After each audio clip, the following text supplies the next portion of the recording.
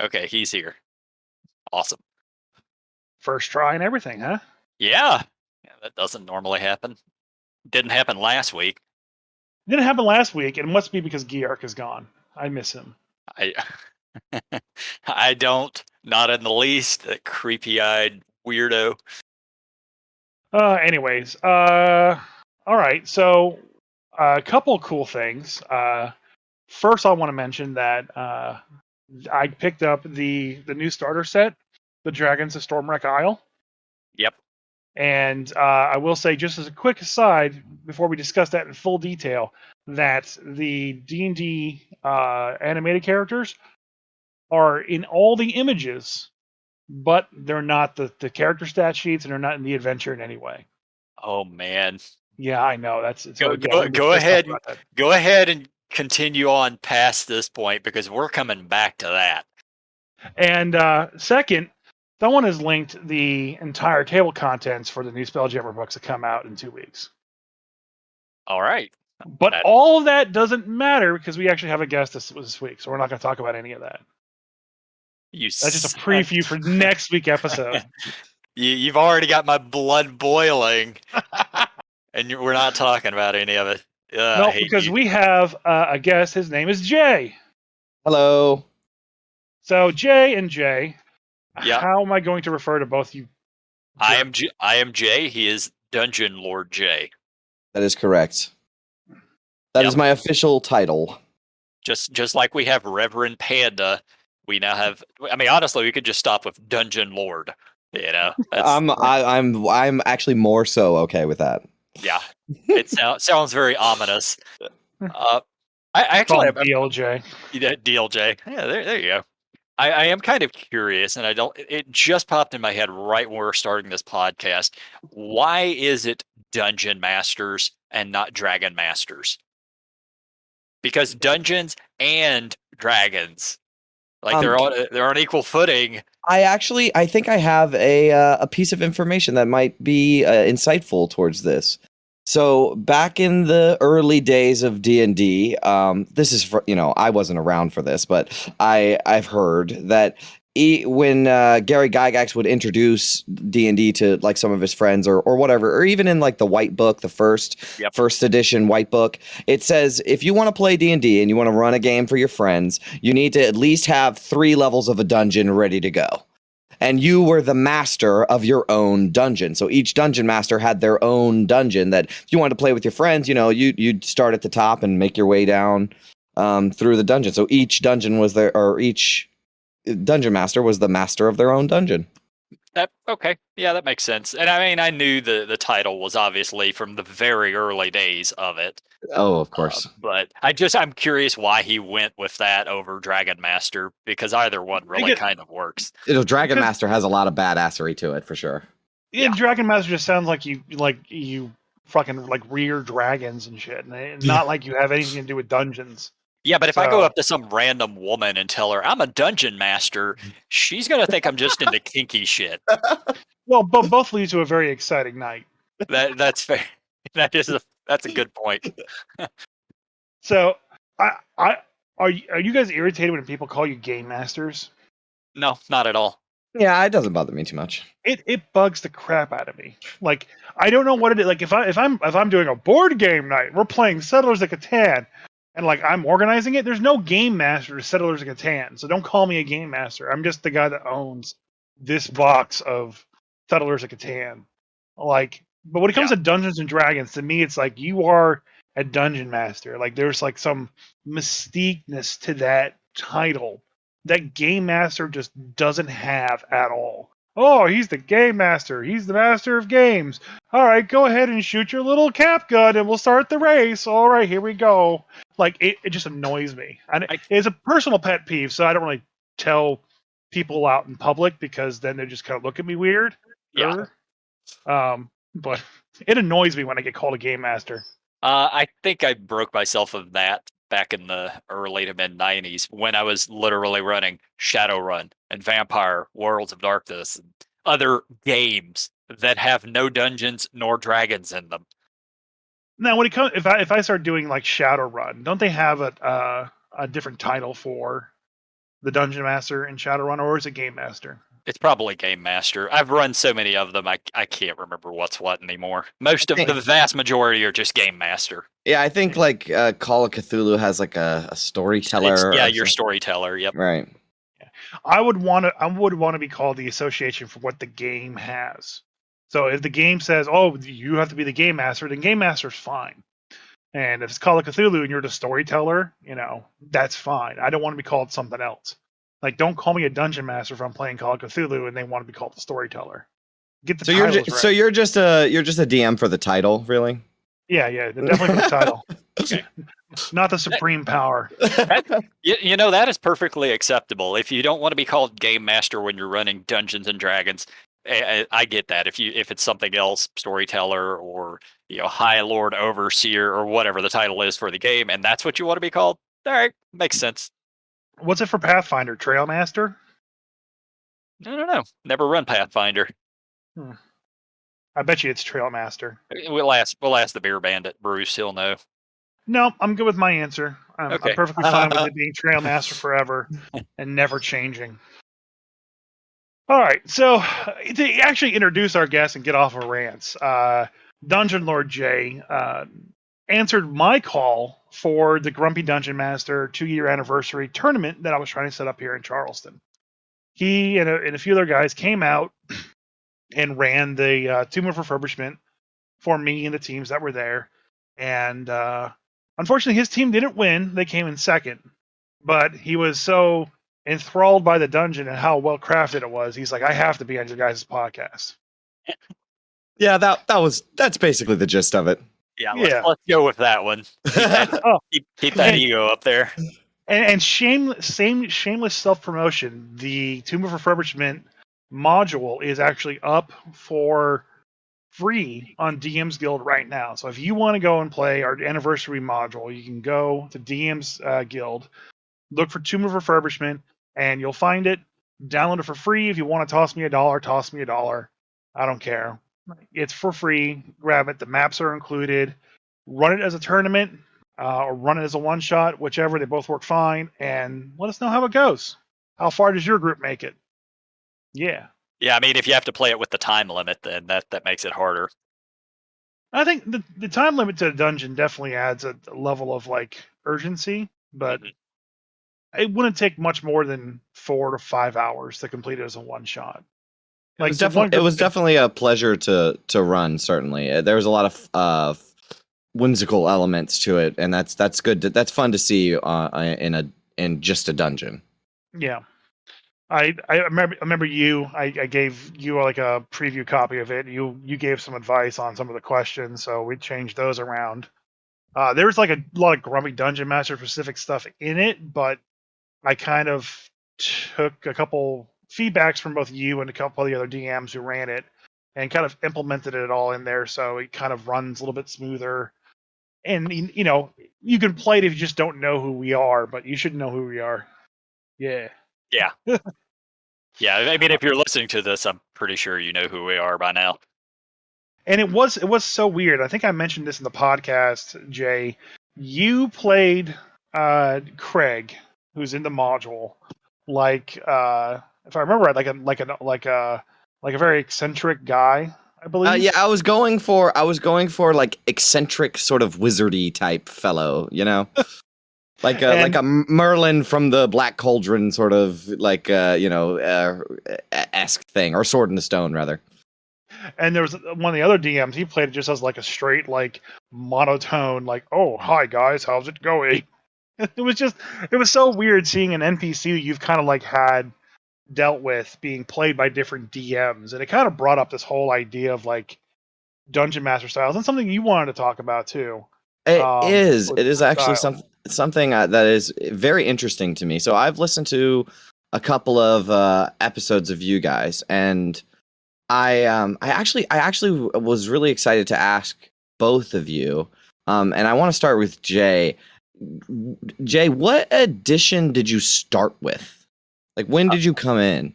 I started playing Dungeons and Dragons in 1990. It was second edition, had been out for maybe 2 years or so.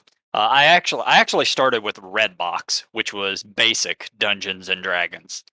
And I don't know how familiar you are with the history of Dungeons and Dragons, but the Redbox was basic D&D, as it was referred to, was essentially a pared down version of Dungeons and Dragons. It's like beginners D&D. There were 7 classes that you could play. Was And that that the was one where dwarf was a class and elf was a yes. class? Yes, I'm familiar. Yeah, elf, dwarf, halfling, fighter, wizard, or excuse me, fighter, magic user, rogue, and cleric. That was the ones. But I started with that, then I played for 6 months or so, and then I got into advanced Dungeons and Dragons from there on. But yeah, second edition. That's the answer. And then so what about you, Chris? Where did you come in at? We're supposed to be interviewing you. Anyways, It's interesting to me. it was a Redbox for fourth edition. Fourth The edition.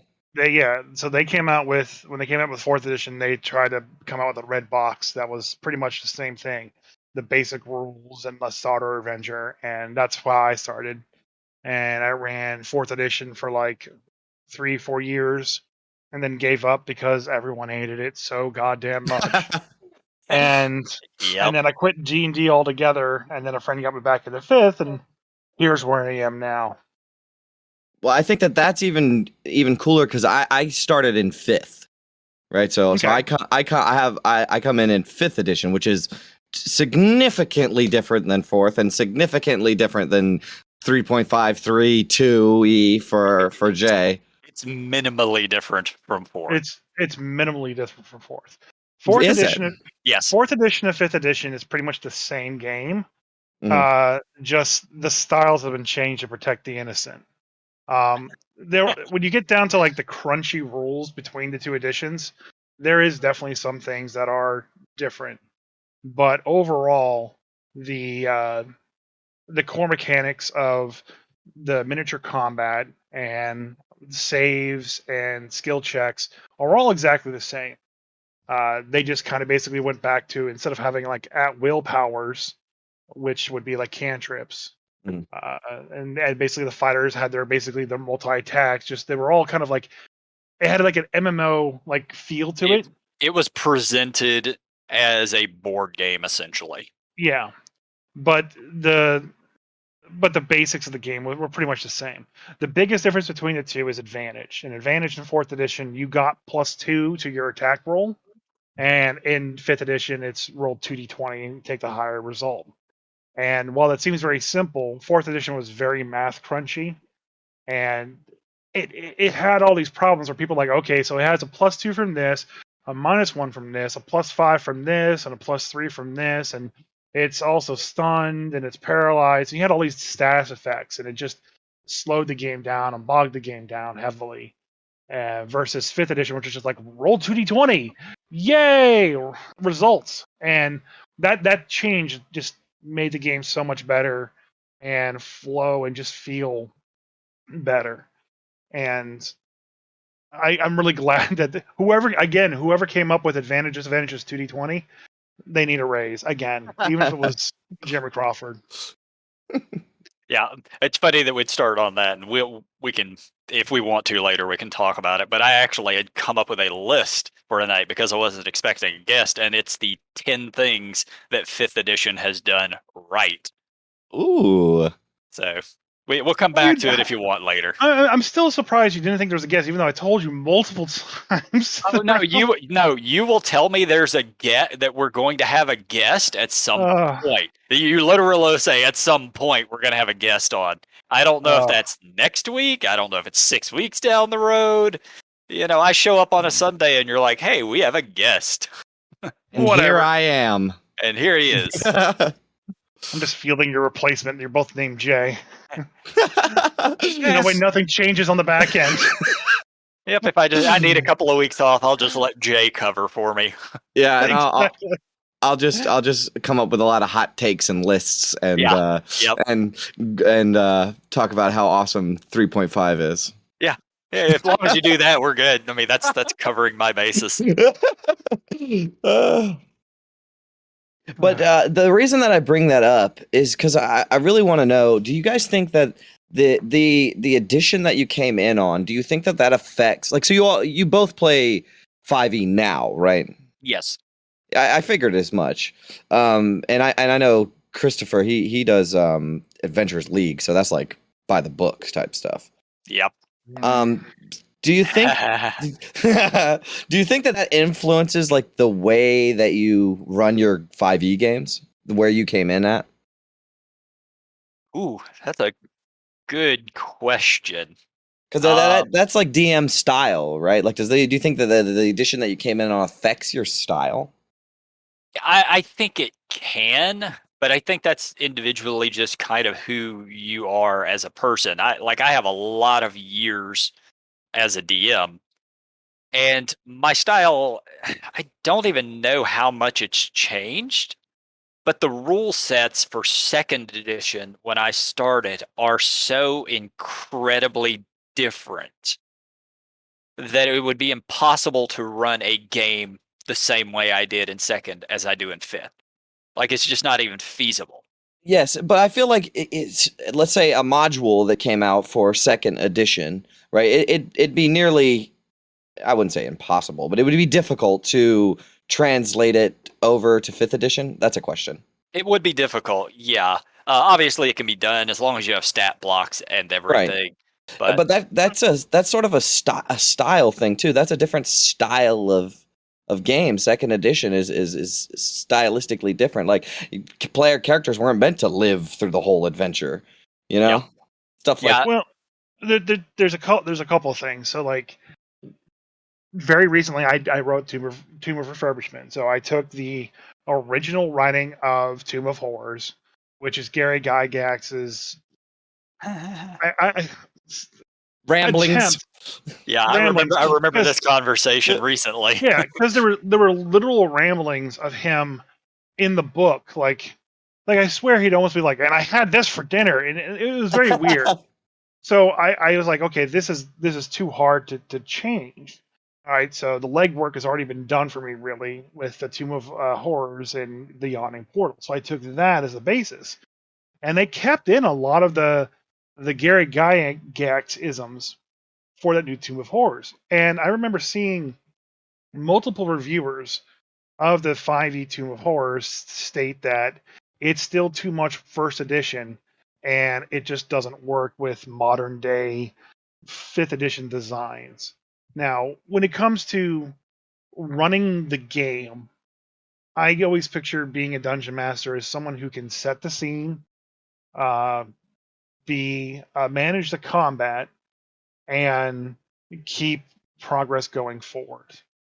Nothing challenges that more than Adventures League with 9 players, but there is definitely, I think, that skill set doesn't matter what system you're playing, whether it be first edition or Shadowrun or Cthulhu or Pathfinder.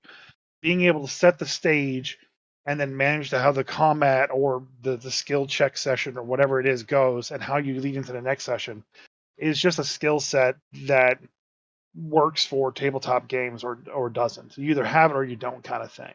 And you can learn to be better at it. Just a lot of times it takes a lot of practicing, and sometimes it takes finding a system that works very well for you. I don't DM 5th edition any differently than I DM 4th edition, and Interesting.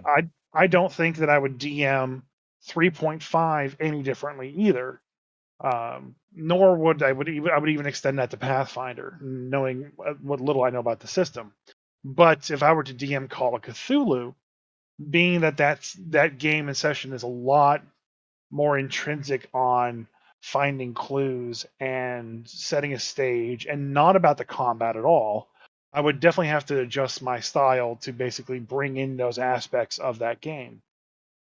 So kind of to your point, yes, it does matter what edition you are. With Dungeons and Dragons, I don't think it matters that much, or anything similar to that, Pathfinder. Oh, if you're playing a Shadowrun game or a Call of Cthulhu game, which has very different dynamics, you're trying to investigate and solve things, or you're trying to basically be in a different world, different planescape. it really changes how you present the game. But the three overarching skills of being able to present it, manage it, and move the story forward apply to all of those. I mean, how do we describe what a DM's style is? Like, what are the parameters for that? Well, so when I do a session 0, I think that's one of the big things that I like to address, right? Is my style. Like, who am I as a dungeon master in the context of being a dungeon master? And I come from like I'm obsessed with movies and TV. Like if there's a movie or something that has any significance in the pop culture, I'm all over it. I've already seen it, or I need to see it. It's on a list, you You know. sound like me. Yeah.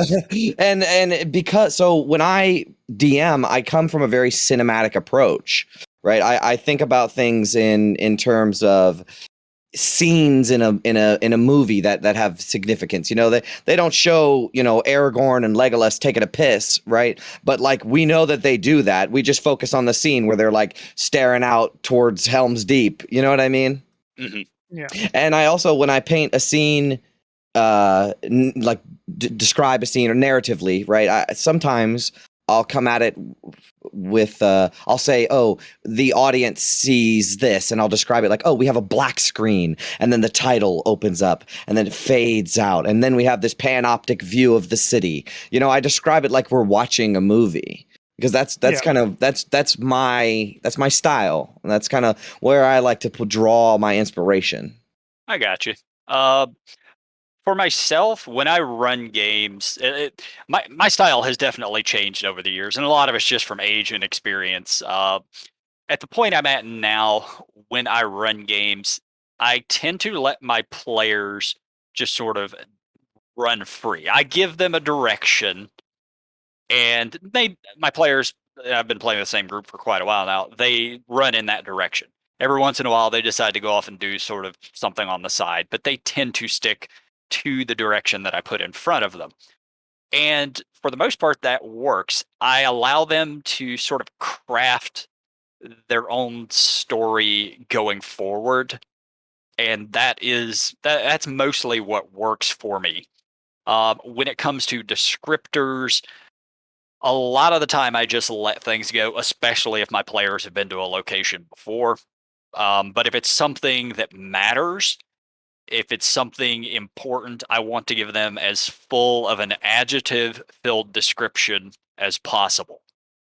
And I don't write things down like Waples. He can definitely tell you this. Everything is, I got like a couple of notes, and everything is just sort of free formed.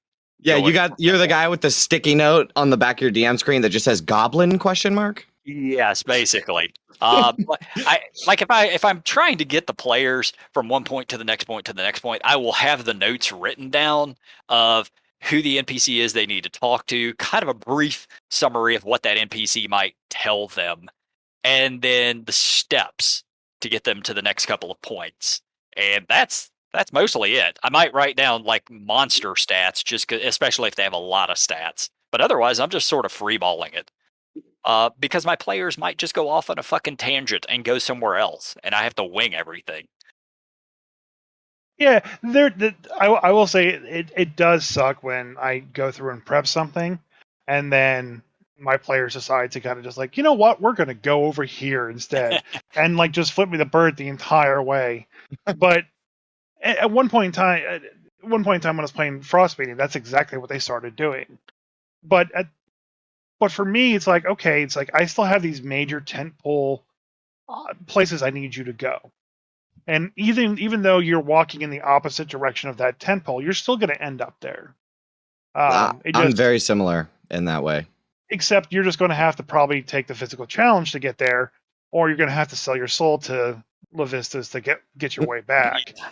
And that's what happened in my Frostbane game. So being able to, from a skill standpoint, the whole idea of setting the scene and managing the game and moving people forward, part of that is you have to be able to plan out a session to your degree of comfort. I do a lot. Jay does a little, but at the same time, you still need to be able to improv, and improv can be very hard but usually I have already thought of like all the possibilities or just a general range of things that they could possibly decide to do, and I can always take them in that direction. If my players just decide, you know what, I know we're in the tavern inn, I know the world's about to end, I know Godzilla's right outside my door, but I want to shoot that tavern keeper in the face with a gun, and be like, you can do it. I'm not going to stop you. But it's not going to stop that Godzilla's right there. Right. So good luck with that. I'm sort of similar in that way. So I hope my players aren't listening, but I create I create sort of an illusion of choice. Which is it's something that I find that I have a lot of skill in, is like I create a pseudo railroad in my adventure. When I'm running it, I'm like, okay, they need to go to this location, this location, this location, and this location. They need to do this quest, this quest, this quest, this quest, right? And instead of like giving them, okay, you get 3 quests, pick which one you want to do, and I'll run that one. Instead, I just sort of paint it in a way, either add some sort of I can't think of, like you need to go here within a certain amount of time. Yeah, a motivation. Yeah, so give them some sort of like a time frame or motivation to get them to go to this place, and then that place, that has a hint or a clue to go to the next place, so that my timing and my like where they need to go, it seems like a choice. Like all the time, they're like, "Oh man, this is such an open world." Like when we played Tomb of Annihilation, it was just this huge map, and they could go anywhere they want. But the entire game, they went to every single point that I wanted them to go to, without them thinking, "Oh man, I'm being railroaded." They just in the game they thought, "Oh man, we have to go. We have to go to this forbidden city. We got to get there as soon as possible." And stuff. It's this sort of a illusion, right? Like, oh yeah, you guys are making this choice, but really it's the choice that I want you to make. Yeah, it's definitely hard to make them feel like they're not being railroaded, but keeping the destination open is very important, I feel. So like I mentioned, like tent poles, like those are the major tent poles that are holding up the giant circus that we're in.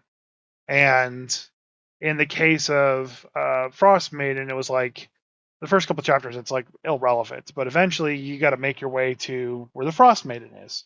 So all the events that kind of lead up to going to the Frost Maiden's island really don't matter. Like the players could have chose to just murder everybody in every town, and eventually Howard starts throwing NPCs at them, like, "Hey, we want you to come to the Frost Maiden. Maybe you can kill her this time," or start sending out other Frost Maiden specific killers to basically take the players out. There are a couple ways I can handle it, and eventually the idea of them going to the island is going to be them, and it's going to be their choice to make it. I just kind of like pave the path and blood or flowers depending on how the players wanted it to be. Yeah, I think that's something pretty much all DMs do. Uh, like even my campaign, I've got all good DMs. Yeah, anybody who's been doing it for long enough is going to sort of do it that way. I've got, like, I gave my players essentially the 10 poles you're talking about in the very beginning of my campaign. When they first started this thing, they all understood these are your goals. I also designed this campaign to run for 20 levels. So they can complete all of these goals, but they're never going to do it quickly. I mean, they just completed the first real task and they're level 10 Oh at this wow. point. Now, the rest of them will flow a lot quicker. Like that is the intention. It was always designed that way. But it took them, half of the campaign just to get through this first one. Yeah. And they know that they have no choice but to do these. It's just Right. how long is it going to take them to do it? And they know and along the way there's side quests, there's all these other little things. Real quick, do you have your own homebrew campaign or do you run modules? I run modules almost strictly. Now, if I do a one shot or something, I'll write something up. But I find that I work better when I have a playground or toys to play with. Okay. Right.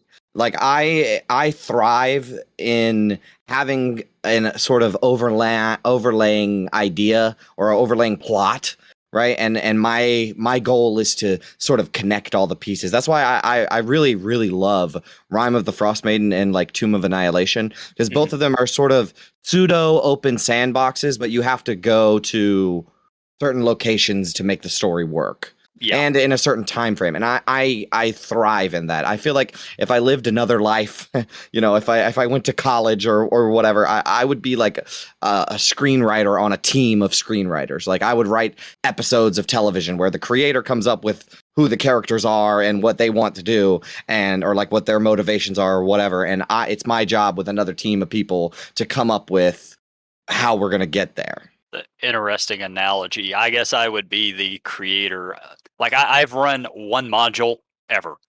I did run Rime of the Frost Maiden during COVID, because everything it was easier to do it online at that point Of course. than doing it from homebrew.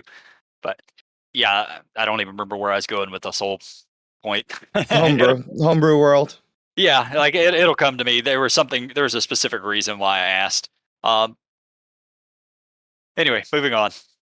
Well, Whenever what about you, Chris? Do you run modules strict like only, or do you like to dabble in some homebrew campaigns?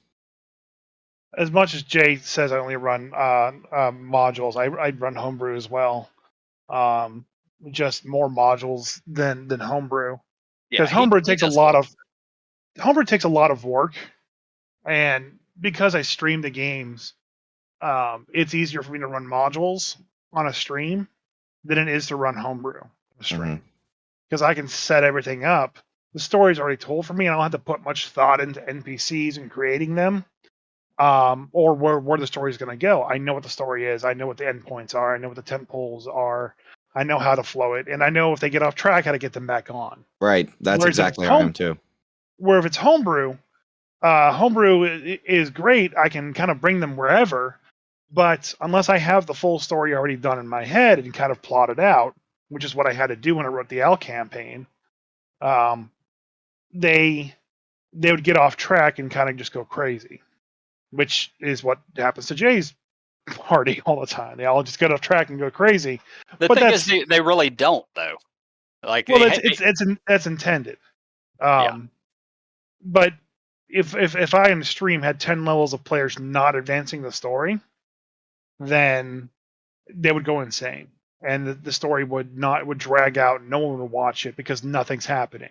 Going back to the screenwriter analogy, like you have to kind of keep the shock and surprise and stuff almost on a weekly basis. You're writing a screenplay, and this is the screenplay that's happening just via D&D. It's like Stranger Things, but opposite. doing it online, you have no choice but to keep things progressing. Yeah, Like you have to kind of keep them on track. Doing it offline, you just have free reign to kind of let them do what they want. Yeah. So I've listened to a couple of your guys' episodes. So Jay, you have your own world. Yeah, it's my own homebrew setting. That Uh, is beyond me. I could never do a whole world with the who could? gods and the no, not me, man. Yeah, yeah, It's- you could. it's Anyone can. of course, of course. Like if it's you Um, have, easy. go ahead. It's easier than you think, because if there's a question is unanswered, you just don't go, "Oh, I don't know." It's like, well, you'd have to go find that out. Like, oh, sure. well, what gods are in this temple? Go find out. Go Yeah, to the temple. that's actually the point I was trying to get to earlier that I couldn't recall.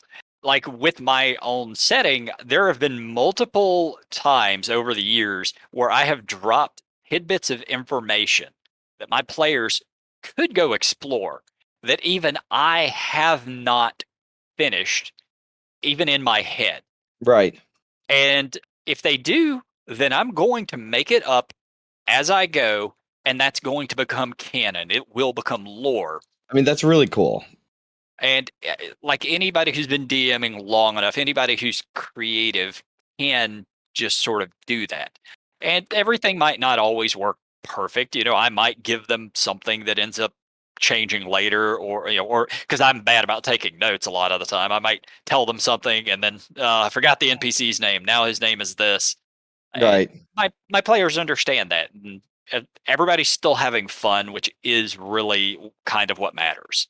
I feel like in my game specifically, and this is in my opinion, that the suspension of disbelief is a lot higher when if I don't know a piece of information, I can say, well, you know what? It's on the D&D Forgotten Realms wiki.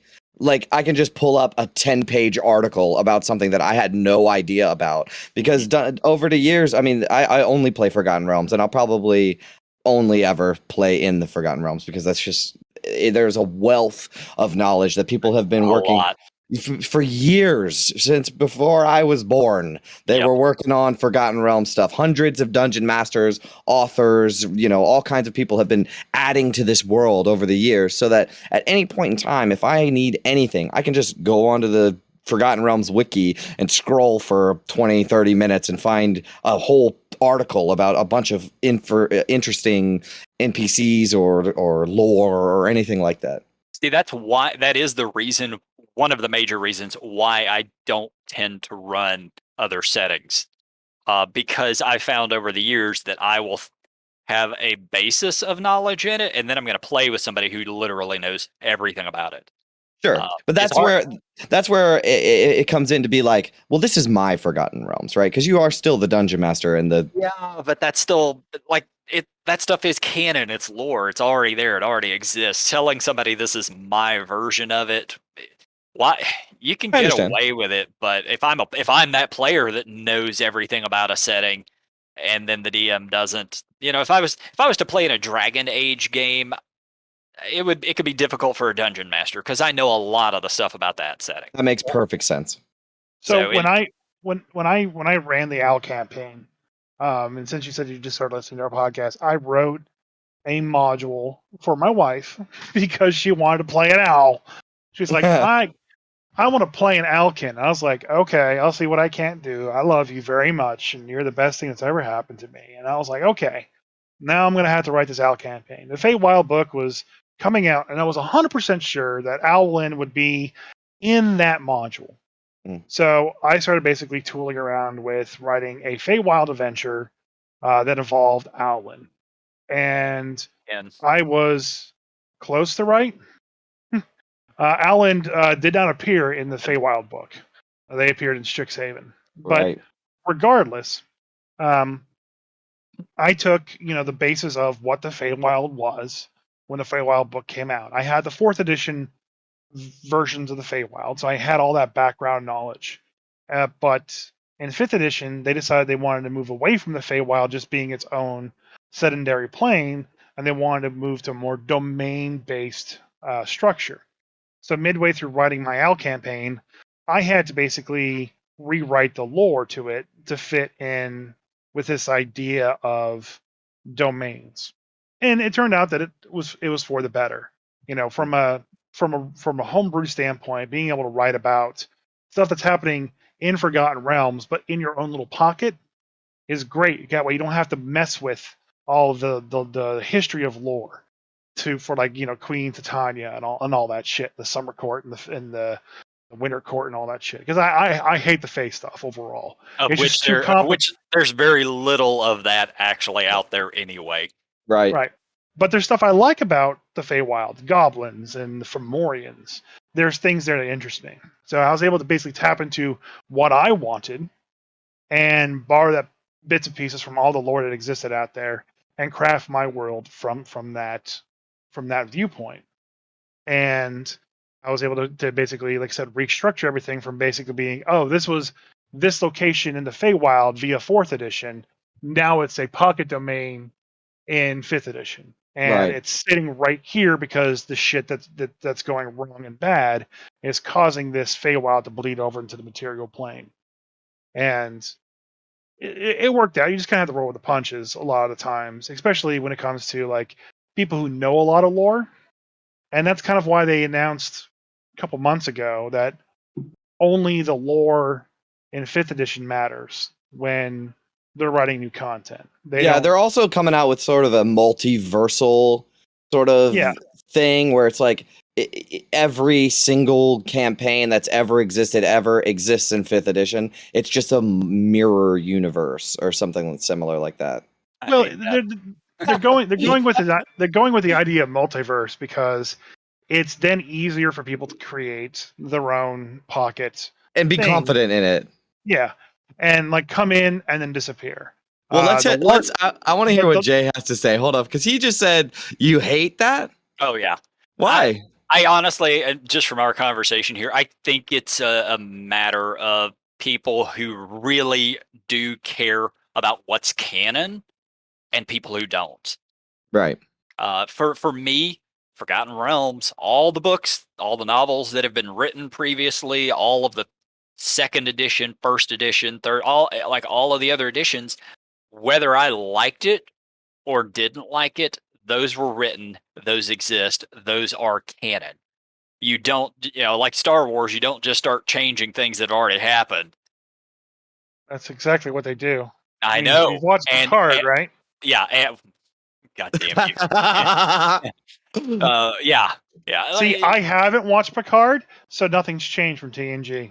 Just FYI. I have watched Picard. I don't recall them really changing anything, but anyway, well, that's a conversation for another time, not on the podcast. Different podcast. Yeah, we're gonna start up a Star Trek Wars podcast. Yeah, I care about canon, and I don't like them trying to change that.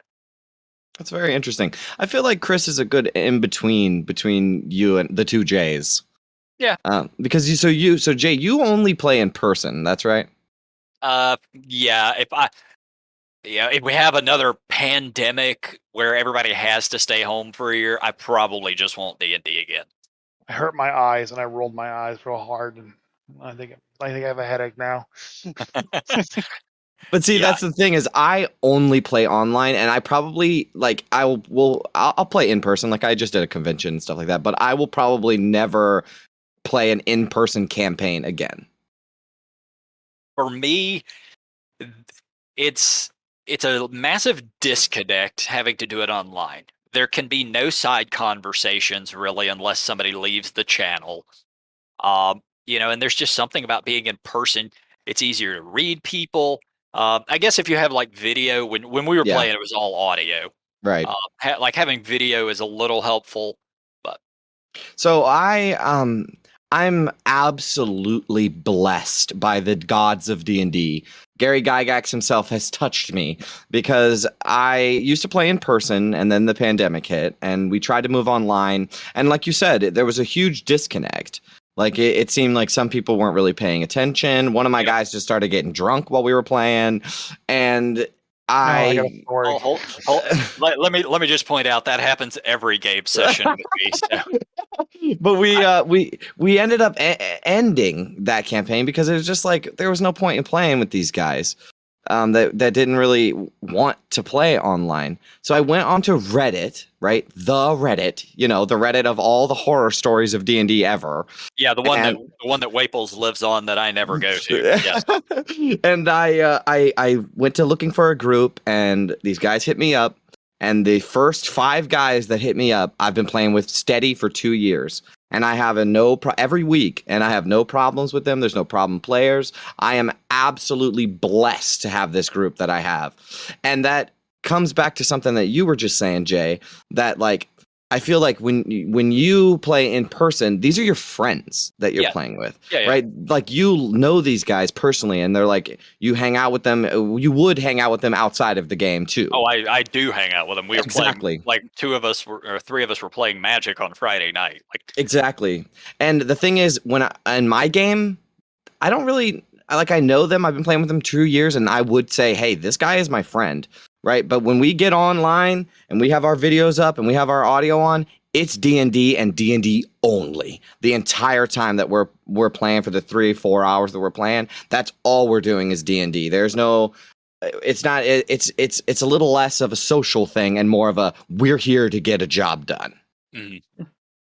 And that's why I if I ever I will always play online with people like that.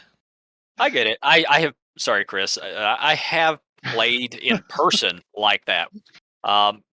when I had moved to a new city, didn't really know anybody, and just found went it to one of the gaming shops, found a guy who was looking for another player to join his game, and like I showed up, and all we did was play D&D.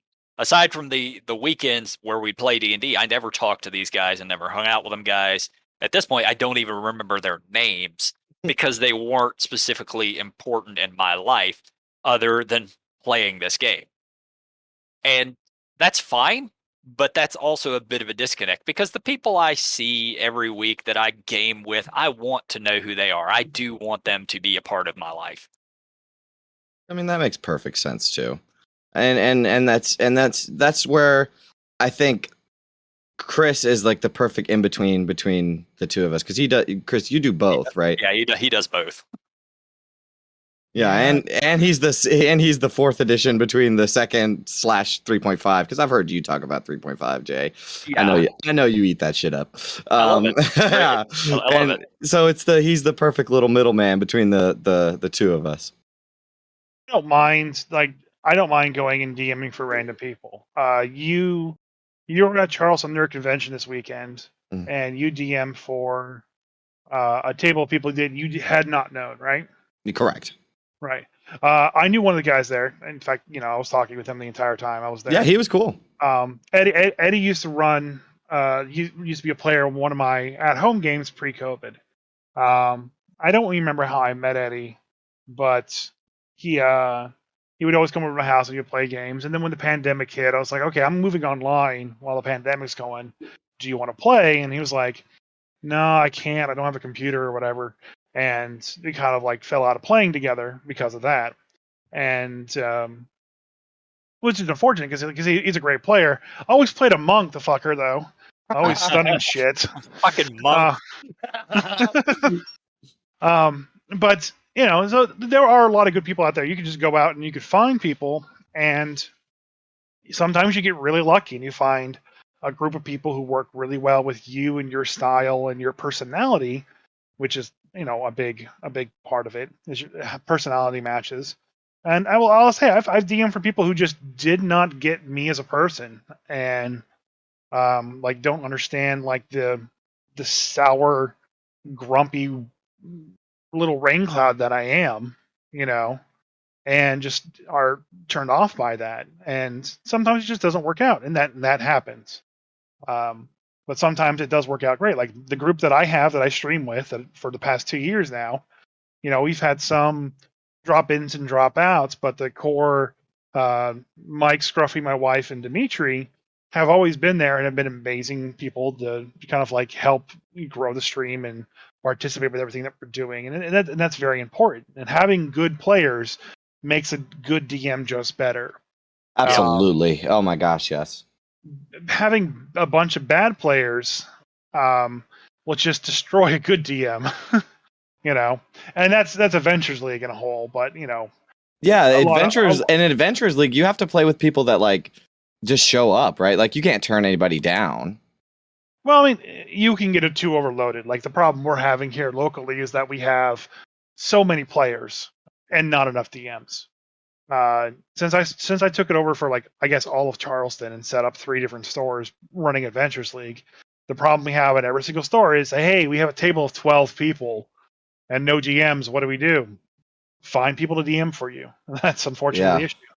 Like eventually limits the table to 7 people, so you can at some point in time say, hey, 7 people's the max that we can do. Sorry, if you find a DM or someone wants a DM, we'll be more than happy to facilitate a location and a place for you guys to DM. But you get too many players.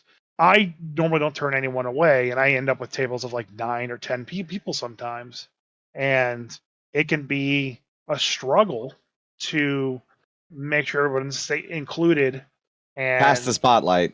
Yeah, and like everyone have their moment.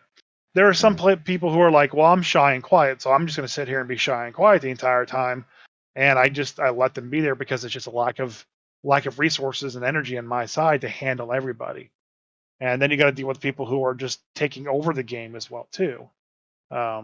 So I mean that's just how it goes for Adventures League. But you want people to keep showing up and having fun and just, hey, here are some new players. Let's get you into a game and spread the love and care and funness that is D&D, Yeah, But absolutely. at a certain point in time, it all breaks down.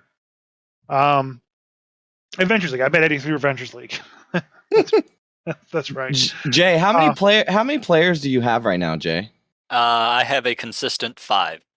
That's pretty good. Yeah, all of my players know that I have a cap of 6. Like I do not run more than that. I've run a game before of 13. What? Yeah, this was in 2nd edition. Yeah, one game. It wasn't like a campaign or anything. It's just one game session of 13 players, and I had a second DM assisting me. Oh, that's interesting. How does that work? I don't remember because it was 25 years ago or whatever.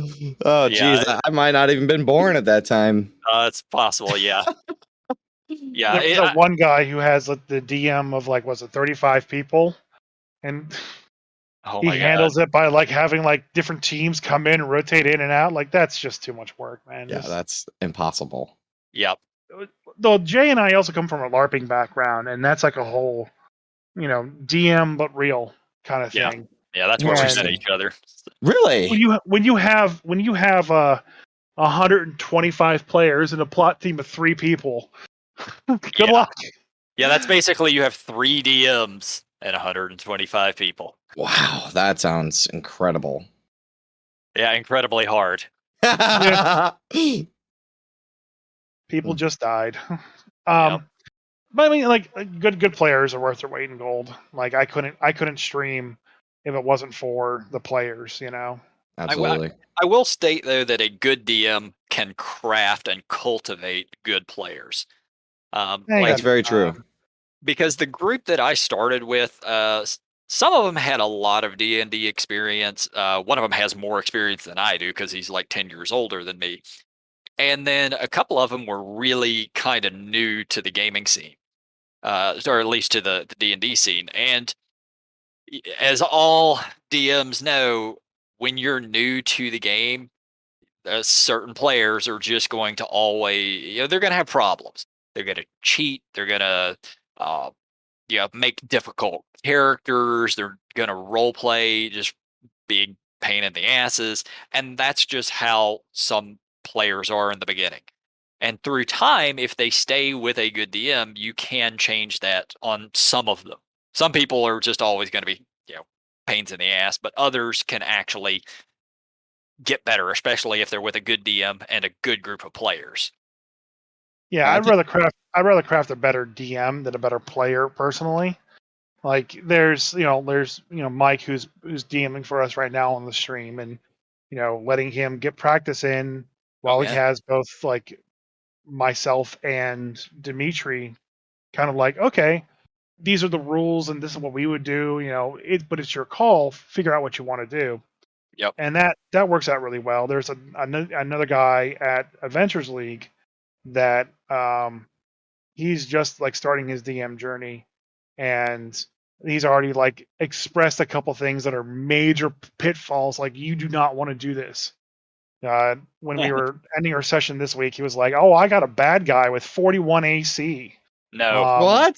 Nope. And I was like, "No, you don't." He's like, "Well, it's a player, and he's got cool homebrew items." It's like, and he's going to be the big bad for the campaign. I was like, "No." That brings up 2 really interesting points that I want to make out. The first one is, as far as making kind of guiding your players into sort of becoming quote unquote better players, I use inspiration, 5th edition's inspiration. Do you guys use inspiration? I forget what it is as a mechanic every single week. Inspiration. So I actually, whenever I go and have Chinese before Adventures League, I throw out the fortune cookie and call it the fortune cookie of inspiration, and whoever wants to use it can. But you have to eat the cookie and the fortune. Yeah, all right. And people have done that. They don't actually have to eat the fortune. But anyways, I don't.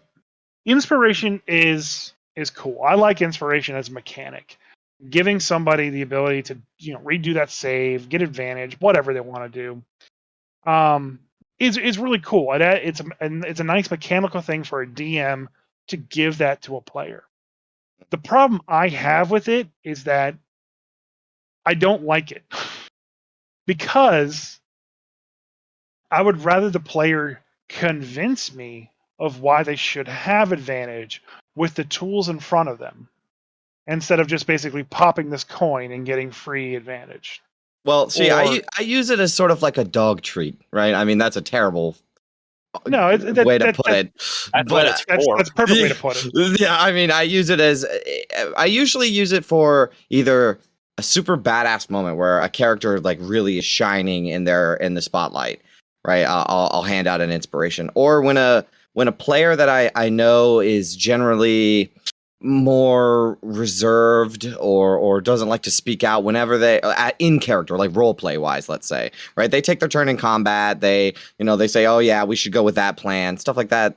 That's fine. But when that character is like, this is a big moment for my character, I get down on my knees and I pray to Lathander, please Lathander, bless me with your light and stuff. I'll be like, damn, you were super in character just now. Take an inspiration. And that kind of Yeah. breeds this sort of atmosphere that whenever you're really in your character, take an inspiration. I even did it for the one shot that I did at this convention. Everybody was talking about a plan and like nobody really I just gave them character sheets. Like they didn't make a character. I just handed out a bunch of pre-gen character sheets, and one of the players, he was sort of younger than I am, and he obviously he's a doe, deer in the headlights, sort of young and as far as D&D is concerned, but he took his idea and started role playing in character and doing sort of goofy things, and I was like, you know what, that's really cool. Take an inspiration for this one shot. I like to. That's just part of like my DM style is to breed this sort of role play. He did. It didn't save him from the intellect devour taking his mind, though. But he tried. See, I find that players will, even if I give them inspiration, they'll forget that they have it. Mine don't. Mine are like fiends for it. Mine don't. And Yeah.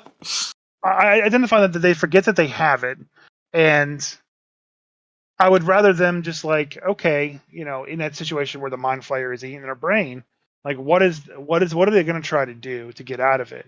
And if it is really good, give them that advantage or that, on the save or the advantage on the attack or whatever it may be. You want to be sold on it, right? That's kind of what I'm getting from it. You want them to be like, "Hey, DM, listen, this is how I really want to sell you on this idea." Yeah, and we were talking about editions earlier, and 4th edition was very mechanical. Okay, when you got to the higher end stage of a high level character in 4th edition, because everything was like the at will power cards and the dailies and the encounter powers, you could build a stack of like, when we start the game, these are the things we're going to do. And then inspiration was just like, and then we're going to use inspiration on this ability and this ability. So like the DM could just like play through the cards, and the players don't do anything until the first 5 rounds of combat get completed, because they're going to start off with the cleric stunning and the barbarian raging and then the ranger shooting. And it was very mechanical and very boring. And like that was the core problem with 4th edition at the end. And so inspiration as a mechanic, it's like, okay, cool. You're into roleplay. Here, have inspiration for whenever you need it. Okay. Never used ever again, and I just find out the players just never get a chance to. And even if I remind them, they're like, oh shit, what do I do? It's like, well, you have inspiration. I'm like, oh, I'll use the inspiration, or I'll give it to somebody else. Right. It just feels like, yeah, you're giving them that dog treat, and they have that inspiration, they can use it whenever, but it then just becomes a resource for them to use later on, instead of living inside the moment and figuring something out. I can see that. It is just another resource when you and I hate that. boil down to it. But it's one of those things. It's a resource that you only get for having done something. Like you were saying earlier that you give them out for great role play. That's something I do as well. I will give mine out for if my players outsmart me. If I have an awesome trap planned or something and they just find a way to circumvent it, hell yes, good thinking. Absolutely. Here's No, you some they just inspiration. get to live. That's the reward. Come on, guys. No, you can live by disarming the trap, but if you just outsmart the way I had it planned, or find another way to circumvent what I was doing, good on you. The other one, and unfortunately, this is one that I really shouldn't give them out for, but I do all too often. If one of my players just cracks me up, Dude, me too. Me like too. like if just the perfect, you got to have like pitch perfect timing on the joke, but if it breaks me, here you go, you deserve it. Almost all of mine are puns. When somebody makes a really good pun that's not distasteful, because there's a lot of distasteful or not even funny puns out there. When somebody says a really good pun in game, I always reward inspiration. I will tell my players now, if you use puns and you think you're getting inspiration, I'm more likely to take it away from you. So Yep. puns aren't going to work on me. Yeah, well, that's just like why I just it just became a resource, and it's just boring to me to be able just to kind of go, well, now we're doing it. Yeah, I want to be entertained too. I want to laugh and have fun, and um, But it's a game. Everything is a the resource, I'll say yeah, about technically. 70% of the time when they re-roll that save or make that ability check again, they freaking fail. It's like they rolled a 13 and they're like, "Oh, I want to use my inspiration. I think I failed that." It's And a then they roll. 5. Yeah, exactly. Almost 70% of the time, I'd say. My Yeah. players at this point are like, it's like a custom to just like, we're probably gonna fail anyways. The other thing is that I really find it kind of not needed anymore for me either, because I'm on streaming. Now I don't have the biggest audience. I think I'm sitting at like 10 to 12 viewers on average whenever I play. Mhm. And it's usually people that I know who just sit there and kind of watch the game in the background. If my channel gets bigger, and that's hopefully the plan is, I'll get like 40, 50 people watching. That would be an extreme success for a D&D Twitch stream. There are built-in rewards into the Twitch channel points for people to redeem. So if a player wants to is about to die or needs to make a hit, the audience can use their channel points they've accumulated from watching the stream to give that player advantage. I like that a little bit, because then That's pretty cool. the audience is kind of getting into it. There are a couple of D&D streams that make you pay for it, like pay $1 and the character gets advantage. Well, aren't you a greedy fuck? Yeah, I don't really like that. But just like you reward the longtime watchers for being able oh, I'm going to give that guy a crit on his next roll. I know it's a death save, so yay. Yeah, I want my players to stay alive. So that also to me is kind of like my replacement for inspiration in a lot of ways. Sure. Not that I'm ever using it, but let the audience decide when they want players to live. That is the sort of the beauty of D&D, is every rule is optional. You're running your own campaign, and other than Adventures League, you can really just do what you want. Absolutely. Adventures League. Yeah. Well, I do have one more thing that I would like to ask you guys. Sure. And I think you're interviewing us now. Well, you want to interview me? I'll take your questions. No, we already kind of have been. I want to know how your game went on at the convention, because when I sat down at the table, you had everybody stunned with mind flayers eating their brains out. Did they actually live? So the adventure itself, I created based off of a sort of side quest, I guess, post adventure side quest from Waterdeep Dragon Heist, where you break into the Xanathar's Guild hideout, and either there's a bunch of different things you could do. It's basically just a dungeon laid out in the back of the book that's okay, you can destroy the hideout by blowing it up with the smoke powder that's held in the basement, or you can destroy the Xanathar's dream nullifier, which keeps him from creating other beholders, right? Because that's how beholders spawn. Yep. And the third option is the Xanathar, as seen on the cover of Xanathar's Guide to Everything. The Xanathar is obsessed with his goldfish, named Silgar. He's obsessed with it. He cares more about this goldfish than he does his own organization. And I created this sort of pseudo one-shot where you basically break into the Xanathar's guild hideout and steal the goldfish and to try to make your way out without the Xanathar killing you, basically. And I laid it out with the 5-room dungeon layout. Right. So, are you guys familiar with the 5-room dungeon layout? Not really. I've perused that module, but as I said, I don't really play or run many modules. So it's the 5-room dungeon is a sort of design technique for one shots or for just like any sort of session, a single game. Mm-hmm. It starts off with room number 1, which is the Guardian. Room number 2 is a role play challenge or a puzzle. Room number 3 is a trap or a setback. Room number 4 is the boss fight. And room number 5 is the reward. That sounds like a very short dungeon.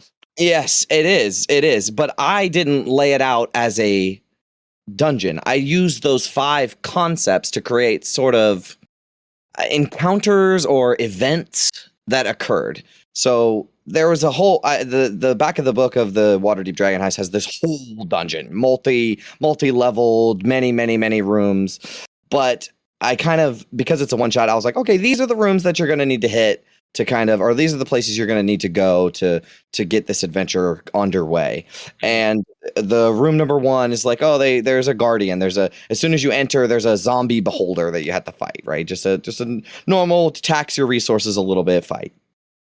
And then room number 2 is the roleplay challenge, where they had to meet their secret undercover agent that they to get more information. And that undercover agent had a gazer, which is like a tiny beholder, kind of watching over it, and it was sort of stupid and dumb. And the roleplay of it was like, how do you befriend this little gazer so that you can get the information that you need?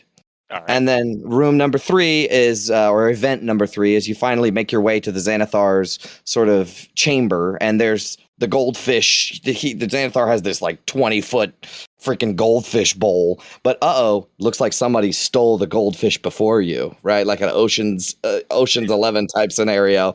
And the person that stole the goldfish is it doesn't matter, but they had another quest. They're here to use the goldfish for a different reason.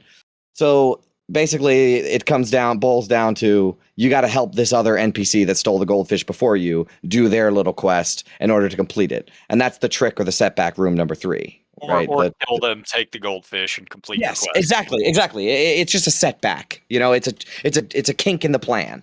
Yep.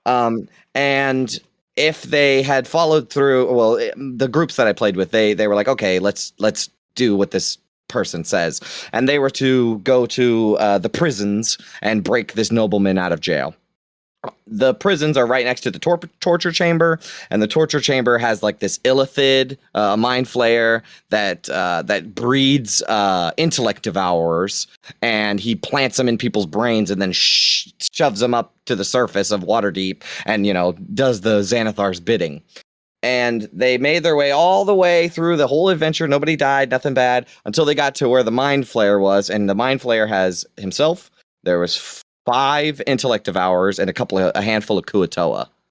Okay. And what level? 9th level. Okay. So that's not too bad, right? Like, no, 9th level. That's a reasonable challenge. It's doable. And I took out, like, I had it so where if it was too easy, that some waves would come in, like some more Kuatoa would come in, another intellect devourer would come in, if that was the necessary. But I took some of that out. Like, I was like, oh, they don't need it. Like, let's keep this thing short. So I took some of that out. And as first round of combat, they all rolled horribly. All my players rolled horribly. And as soon as it was like second turn, and the mind flayer came out, mind blasted everybody in the hallway. Everyone but one, like the wizard, was stunned. And immediately after that, the mind flayer just started trying to eat somebody's brain. Yep. The intellect devourer started to jump in people's heads. And we kind of got, because it was a convention, we kind of got disrupted. And Chris, you were there for that. There was my table was so close to where the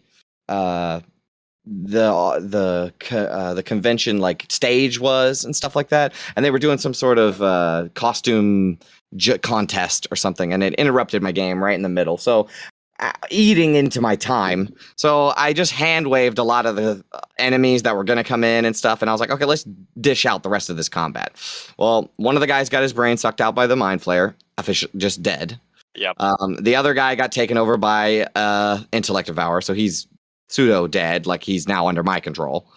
And by the end, I was like, okay, screw it. We've already, I just like, let's just hand wave the rest of this combat. Like, screw it. Like, I have 30 minutes left or 20 minutes left. Like, let's just do the end. And at the end, I had decided that no matter what happens, at the end of the time limit, the Xanathar shows up. Like, no matter what they do, the Xanathar is just going to show up, pop in, and be like, you have my goldfish, Silga. And he's going to start freaking shooting eye rays all over the place. And I was going to have a 4th edition skill challenge to escape.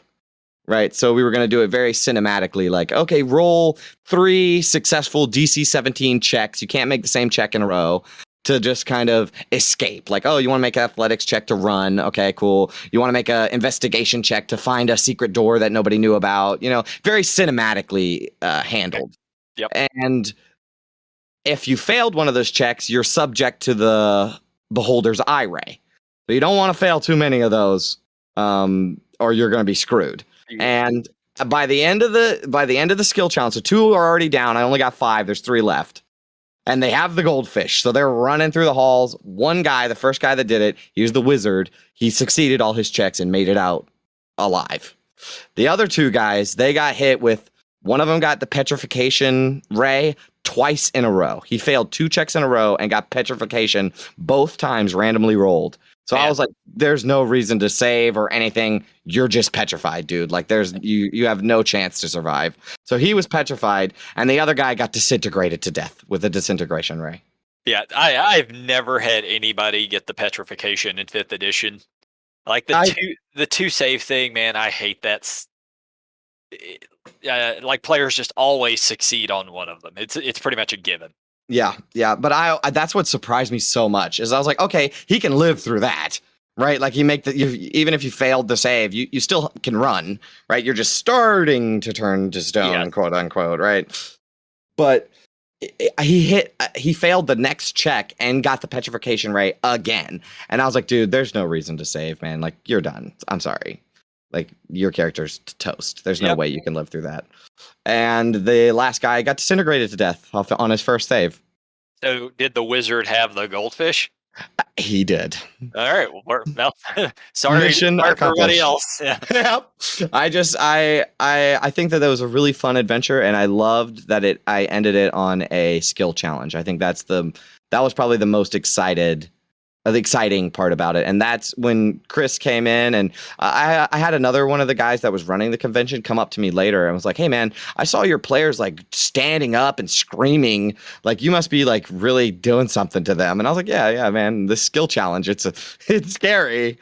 And it was a really cinematic and fun way to end. And so only one person survived.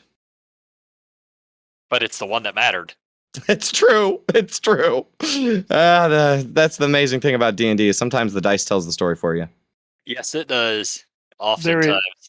There is a PDF, a DM's Guild publication that's one of the most popular, highest selling publications on DM's Guild. It's actually called Waterdeep: A Tale of Two Fishes. Mm-hmm. And it's the exact same premise of you have to sneak into Xanathar's lair and steal his goldfish. And people use it as a primer into the Waterdeep campaign as a whole. That's pretty cool. That's a cool idea.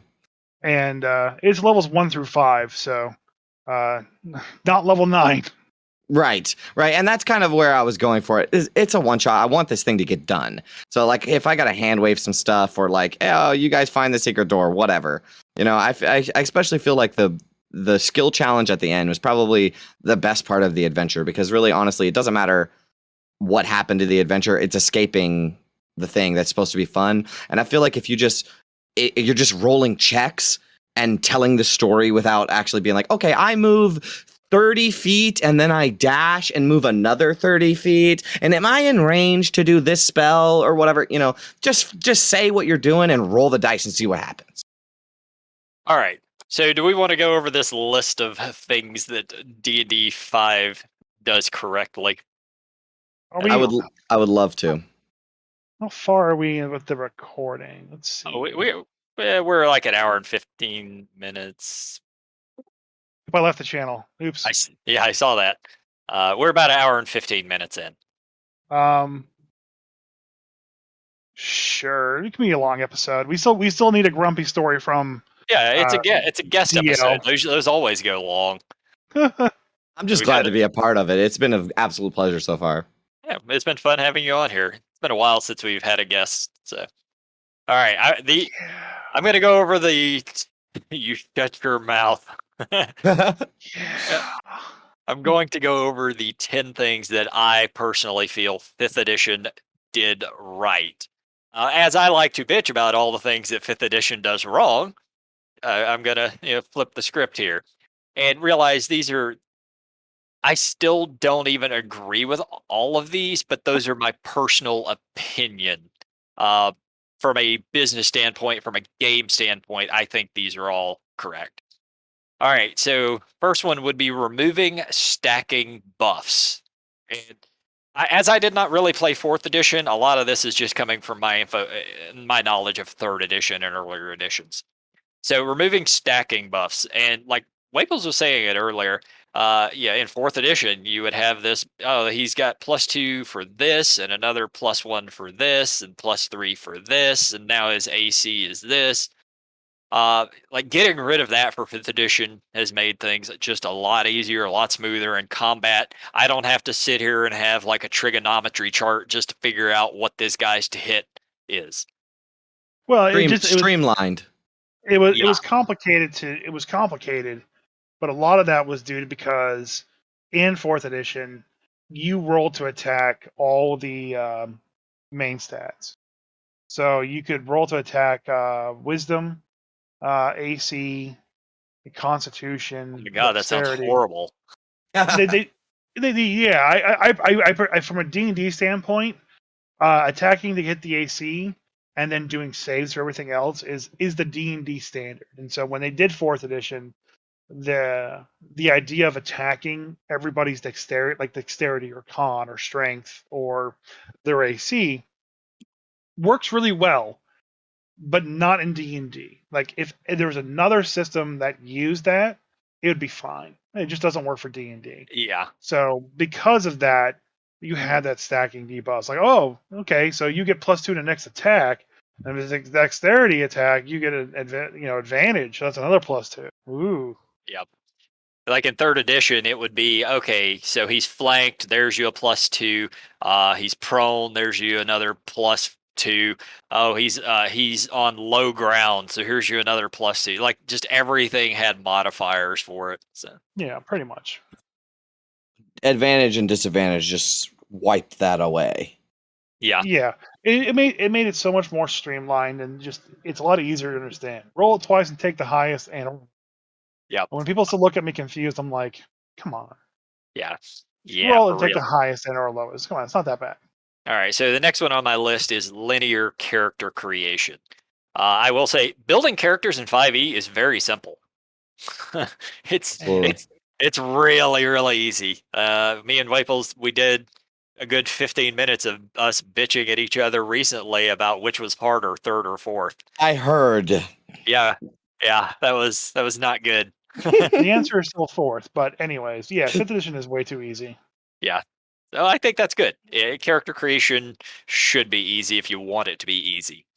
Well, I think it's something that it's easy. It's just that you have the core classes and they're cool. I like the core classes as they are. It's but streamlined. There's too many subclasses, archetypes that don't do anything really good, and there are some that are just too good. And you never choose anything else.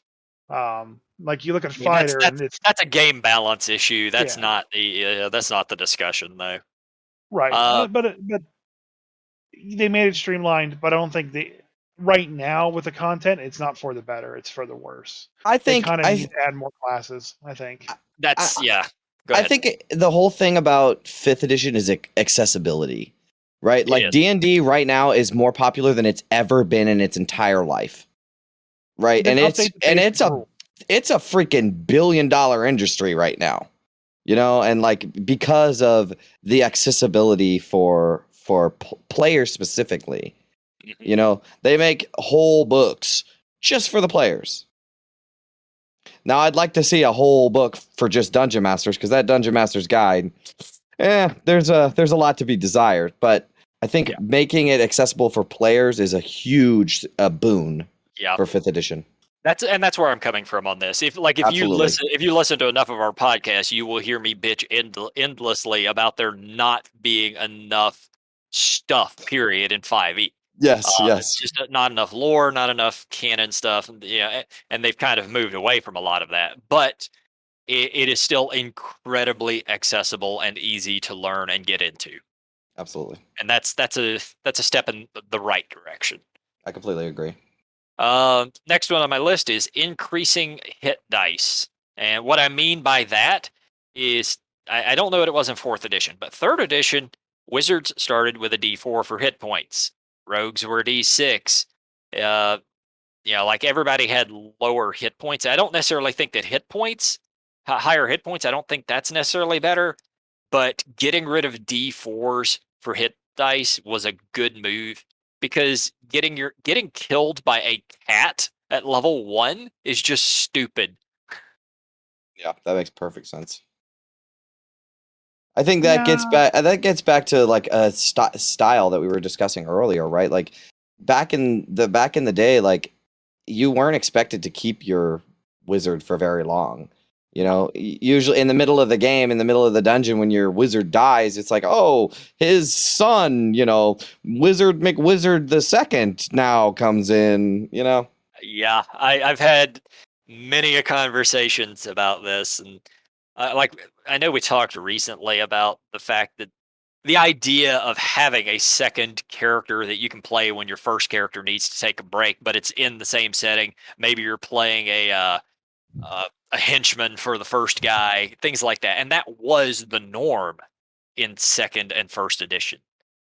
And the game has very heavily sort of moved away from that. It's so hard for characters to die now because of the increased hit dice and the death saves and everything. But uh so the other thing is the DM's Guild. I love the DM's Guild. I don't get a lot of stuff from there, but I love the fact that it's there. It allows people like us to actually put stuff out there for everyone in the world to see. Buy my book. Buy my. Where can they get that at? It's a long link, but it's dmsguild.com. Search for What's the name of it? Tomb of Refurbishment. Okay. Go buy There's gonna it. be $1. there's gonna be a link on this post, and then all my social media accounts. By the time this is out, I'll be flooding everybody with posts. So Yep. yeah, go buy it. I mean, honestly, right now, I was refreshing it in between conversations. Shit, did I lose it? No, it's here. Okay, hold on. Count, and You then can do it. tell me how many people have bought it so far. As it's currently, One person has bought it. Thank you, Jay. you're welcome. But 12 people have Oh, got it for free. it's doubled in the amount of time we've started this recording. Yes, Oh it yeah. has. All right. Buy So, it. so I was watching the movie Darkness Rising the other day. Have you seen this? Yeah. I have not. Oh my god. Okay, as soon as this podcast is over, I'm on it. set aside an hour and a half to watch the greatest Dungeons and Dragons movie ever made. Okay. That is not a lie.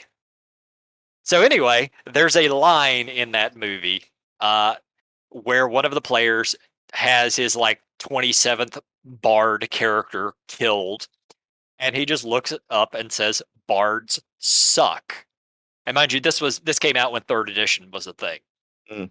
So for my next one, making bards not suck.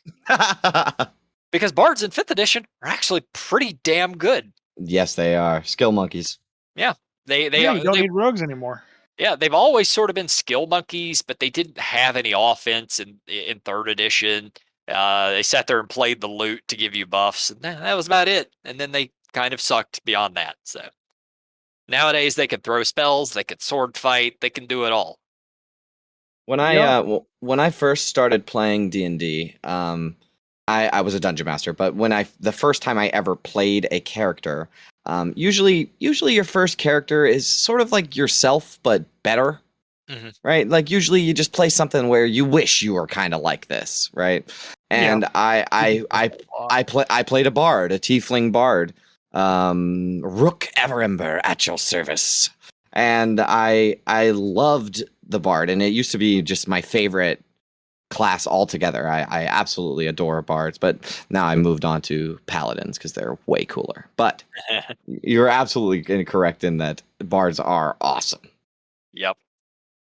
I mean, I wasn't really joking when I said that we don't need rogues anymore, because honestly, they do everything that the rogue. The reason why you brought a rogue, the bards can now do, but better. And it's kind of taken away a lot from the rogue. Rogues are now just more of a martial class than they are like the skill monkey / charismatic thing. Now it's the bard's role. The problem is, it's not with the classes at all. It's with the tropes.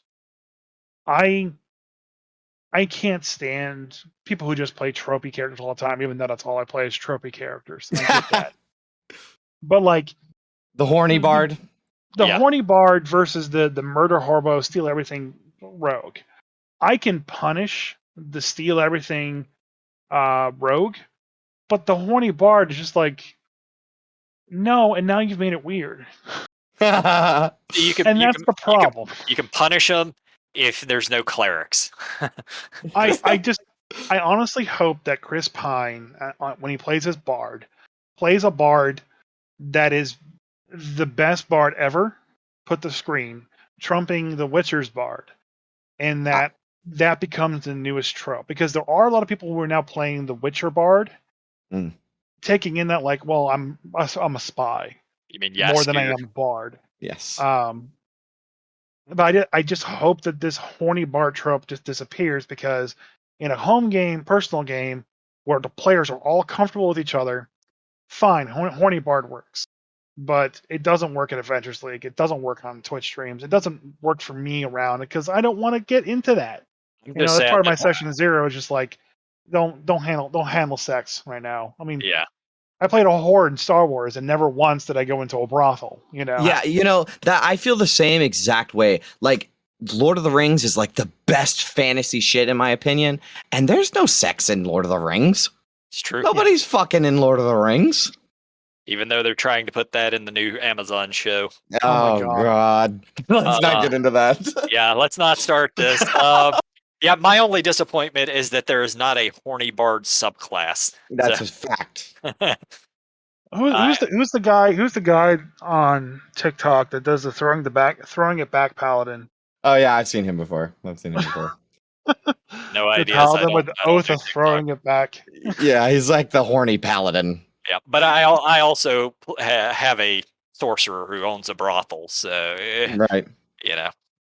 Well, like I said, I played a horde of Star Wars campaign. But not once did that come up as like the big thing. Like, okay, I can, but I'm not going to, because I want to stab people with my lightsaber. Yeah, and let me be very clear with me joking about having a sorcerer who owns a brothel or a chain of brothels, which is a thing. But that's really where it stops. It's just sort of a running gag that's continued the whole campaign. So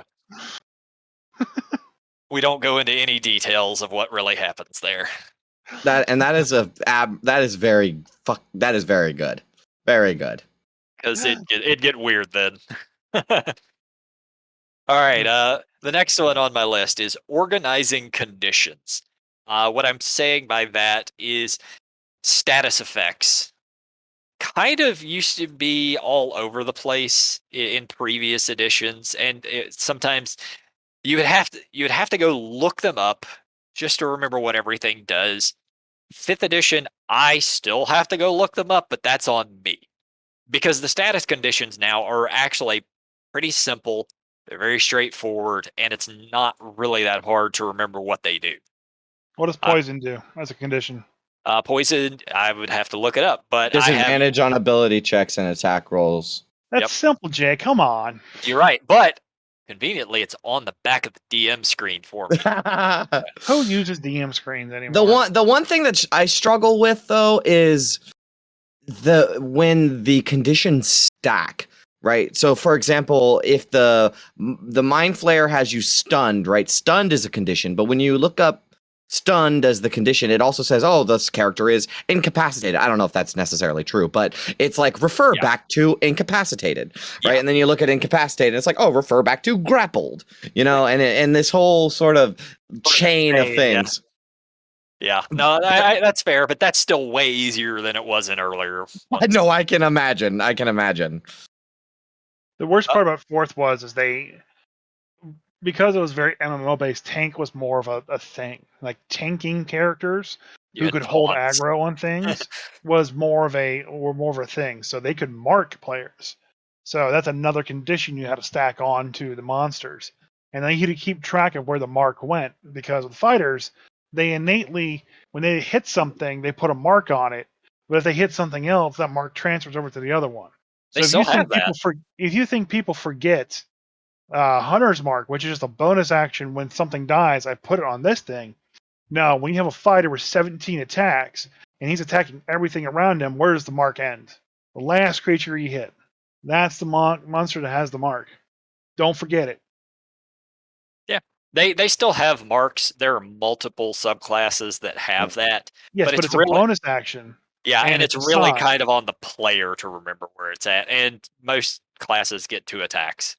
Well, marking thing, because then that creature should only attack the fighter. Yeah, And then they had auras later on that did the same thing, which was much better. But it came way too late. I think that it's good that the conditions in 5e are 1 or 2 pages in the PHP, right? Like you said, it's all on the DM screen. Yep. And that is something that's great, because I've heard, I've never played it, but like the Pathfinder 2nd edition, there's like 100+ conditions that you can have, and that just sounds like so much to take to handle at one time. Yep. Yeah, I'm glad that's been simplified. It's fairly straightforward now, and like you said, it all fits there on the back of the DM screen for those of us who play in person. The only thing that really grinds my gears about 5e conditions is incapacitated. Because to me, if somebody's, let me just ask you this way: if in real life someone runs up to you and goes, "Help! Help! Help! My partner is incapacitated," what do you think? Passed out on the floor. Okay, other Jay, what do you think? Ditto, like unconscious, basically. Okay, but incapacitated in 5th edition is just can't take actions or reactions, but they can still fucking move. Yeah. They're full speed. It's so fucking weird. No, incapacitated means you're on the ground, like can't move, no actions, reactions, but that's stunned. It could be renamed, right? could be But renamed. It should the be renamed. mechanical, yeah, it should be renamed. I can agree with you there. But the condition itself is 1 bullet point. Like how great is that? You can look at that and say, okay, that's the 1 bullet point that I need to know. They can't take actions or reactions. Perfect. Right. Yep. I think 4E had dazed, and that's what incapacitated was. Right. It could go with a rename. We're getting a 5.5 or a 6 here pretty soon, so we'll see. So dazed in 4th edition was you grant combat advantage. You can take either a standard action, a move action, or a minor action your turn. You can't take immediate actions or opportunity actions, and you can't flank an enemy. So, close enough. Close enough. All right, my next one on my list is changing saving throws to stats. I am actually quite a big fan of this. So Yeah, I mentioned that earlier because when fourth edition changed it to you have to attack each individual thing. It's good for a different system, but it's not good for Dungeons and Dragons, where the best phrase ever, Jesus saves, all the rest of you take damage. Doesn't Yep. make sense unless D&D is made the way it is, where you roll to attack AC and you roll saves for everything else. Yeah, so in third edition, there were only 3 saves. They had Fortitude, Reflex, and Will, which is, I mean, that's pretty obvious. It's fairly straightforward. It's Constitution, Dexterity, and Wisdom. Second edition, let me read this stuff off to you newbies. There were 5 different saving throws. Paralyzation, Poison, and Death Magic is 1. Rod, Staff, and Wand is 1. Petrification or Polymorph is 1. Breath Weapon is 1, and Spell is one of them. How do you make a save from a broadstaff? Rod, R-O-D, rods, staves, and wands. Right, so someone's hitting you with a staff. What? Spells cast spells. from rod. From it, I see.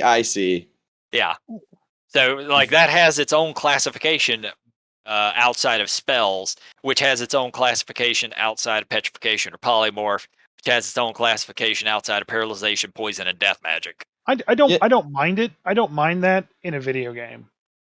Sure. Yeah, video game because you don't have to figure it out. Exactly. Well, you still have to figure it out, but the game calculates it all on the back end. So like, I'm gonna go fight a bunch of fucking basilisks. I better get my save versus petrification up a little bit before I go in there. I don't mind that. I don't mind that even from a tabletop perspective. But when you have all of that and it's all hitting you at once, it's too overwhelming. Yeah, like it's not difficult, but just moving it to the 6 stats that everybody already knows. That just makes more sense.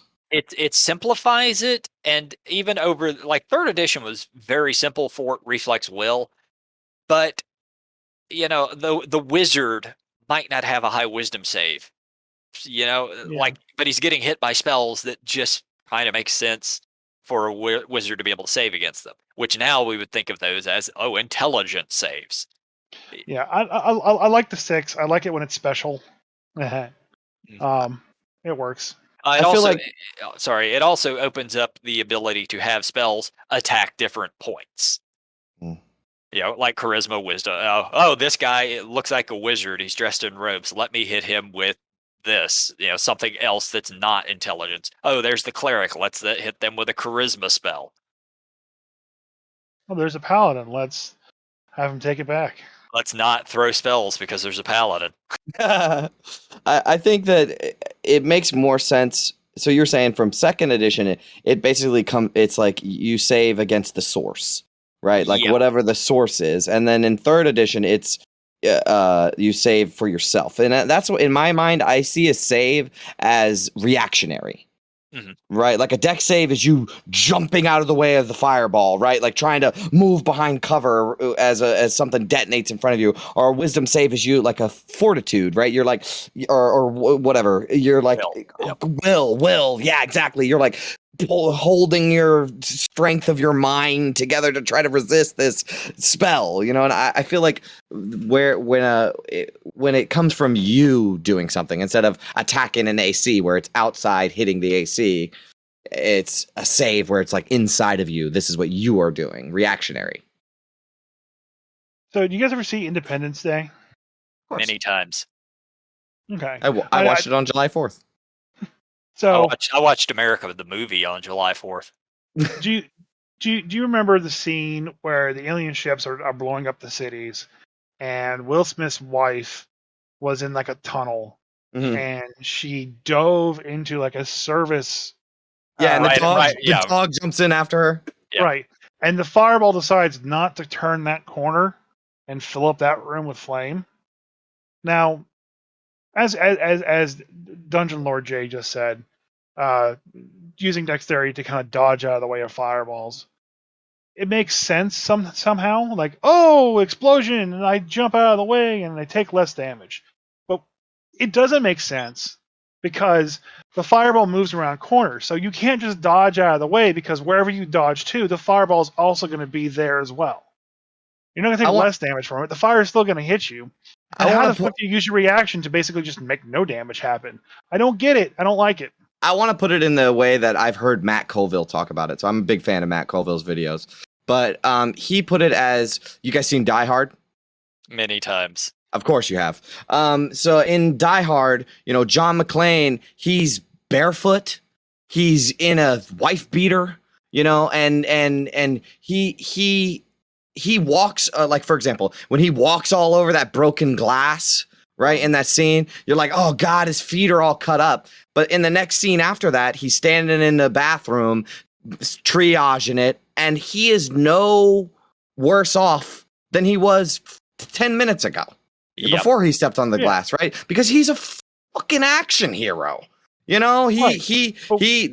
the story we're telling, is these guys are action heroes. They can do some incredible shit. And the way that the world operates around them is different than a real world. This isn't a real world. They're superheroes. No, but it says Fireball goes around corners and fills in nooks and crannies.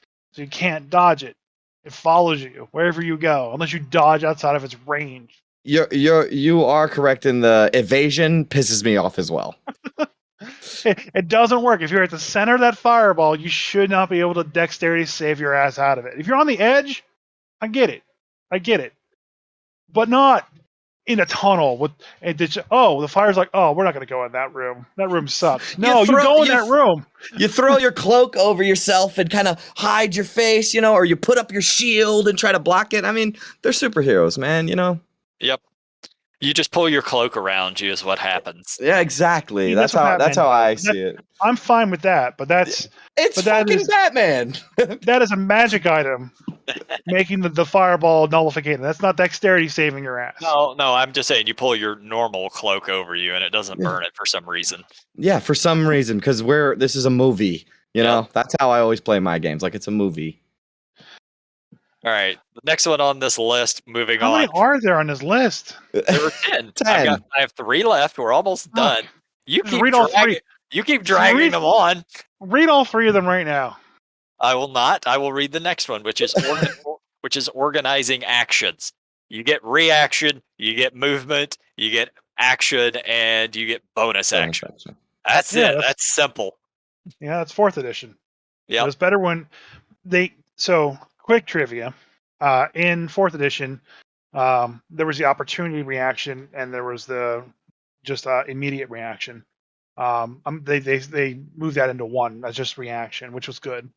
But they had action, move, and minor. And I liked that better. Just it's action, move, and you had a minor action, which became bonus action.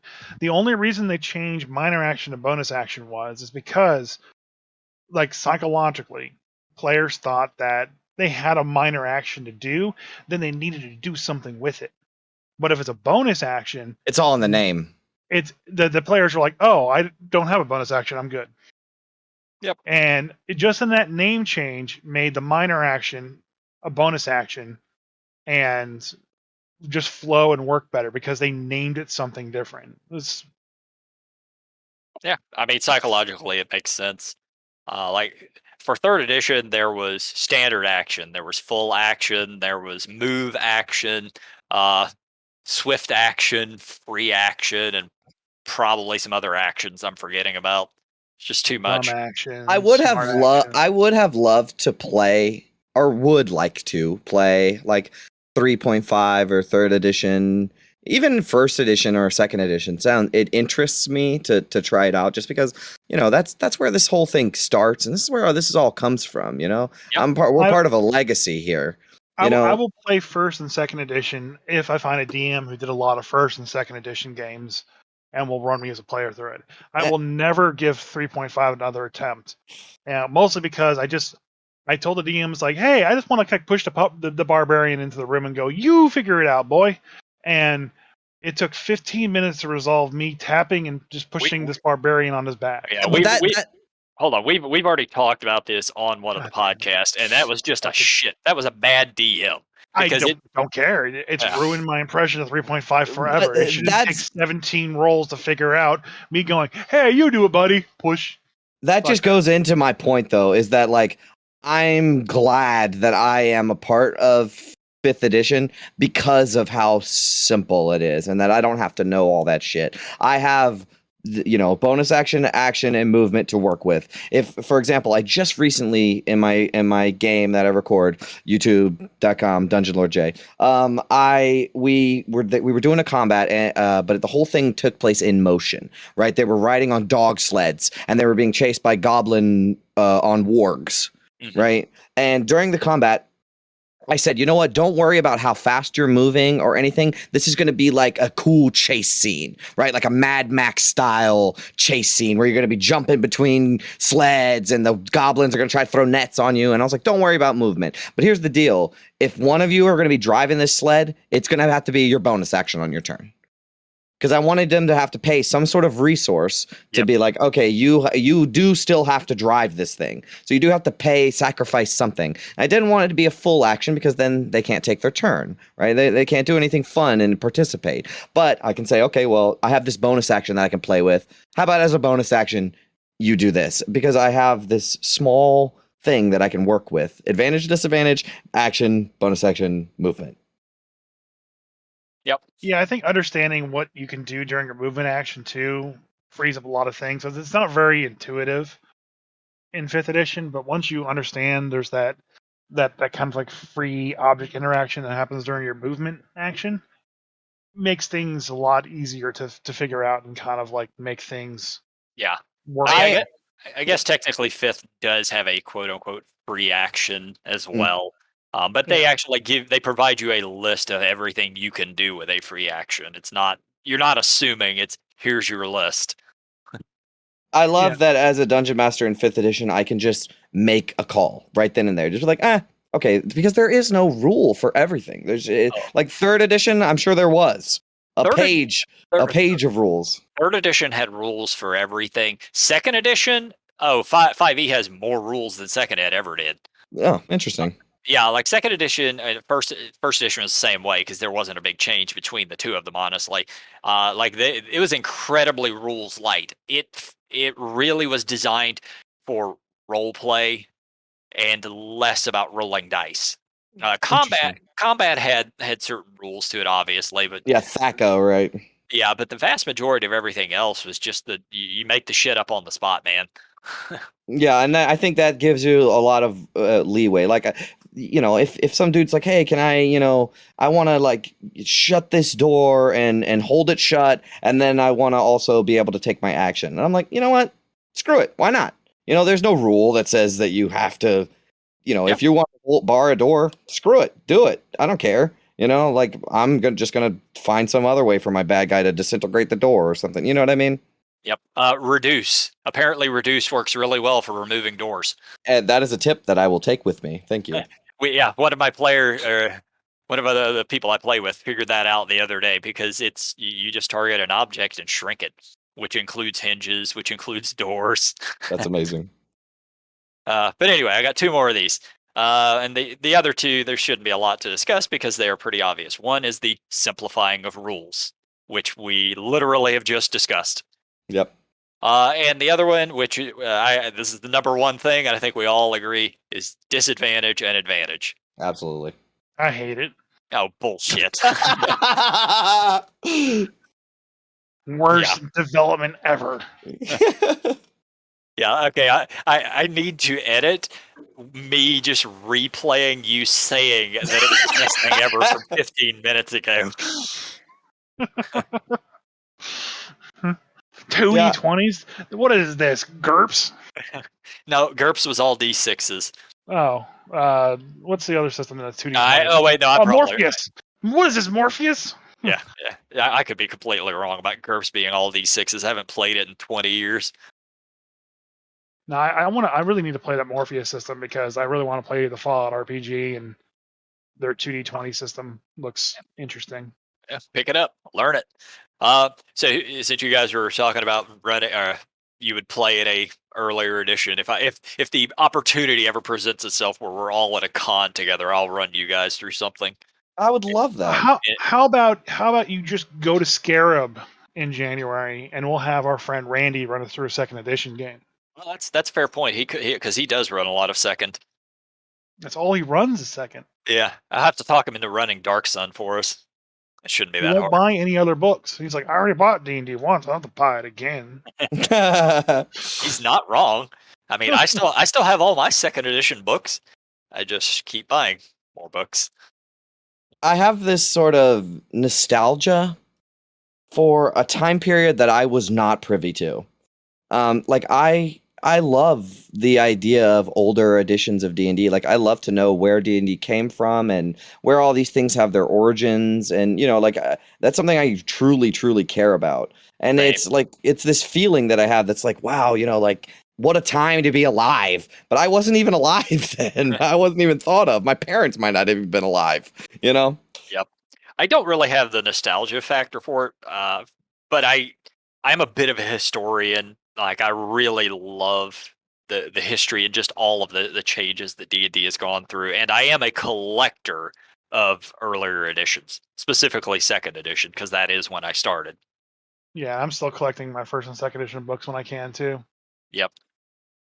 I do collect first edition modules though, not the books so much, but the modules I want. Which I don't understand because I don't run modules. I just like having them. Well, I do get inspiration from them all the time. Like I will pull out a first or second edition module and be like, "That sounds cool. I'm going to throw something like that in my game." That's another like thing that you could say about the DM's Guild as well. It's like there's so many resources that other people have like put like blood, sweat, and tears into that you can just kind of say, I'm just gonna steal this. Yep.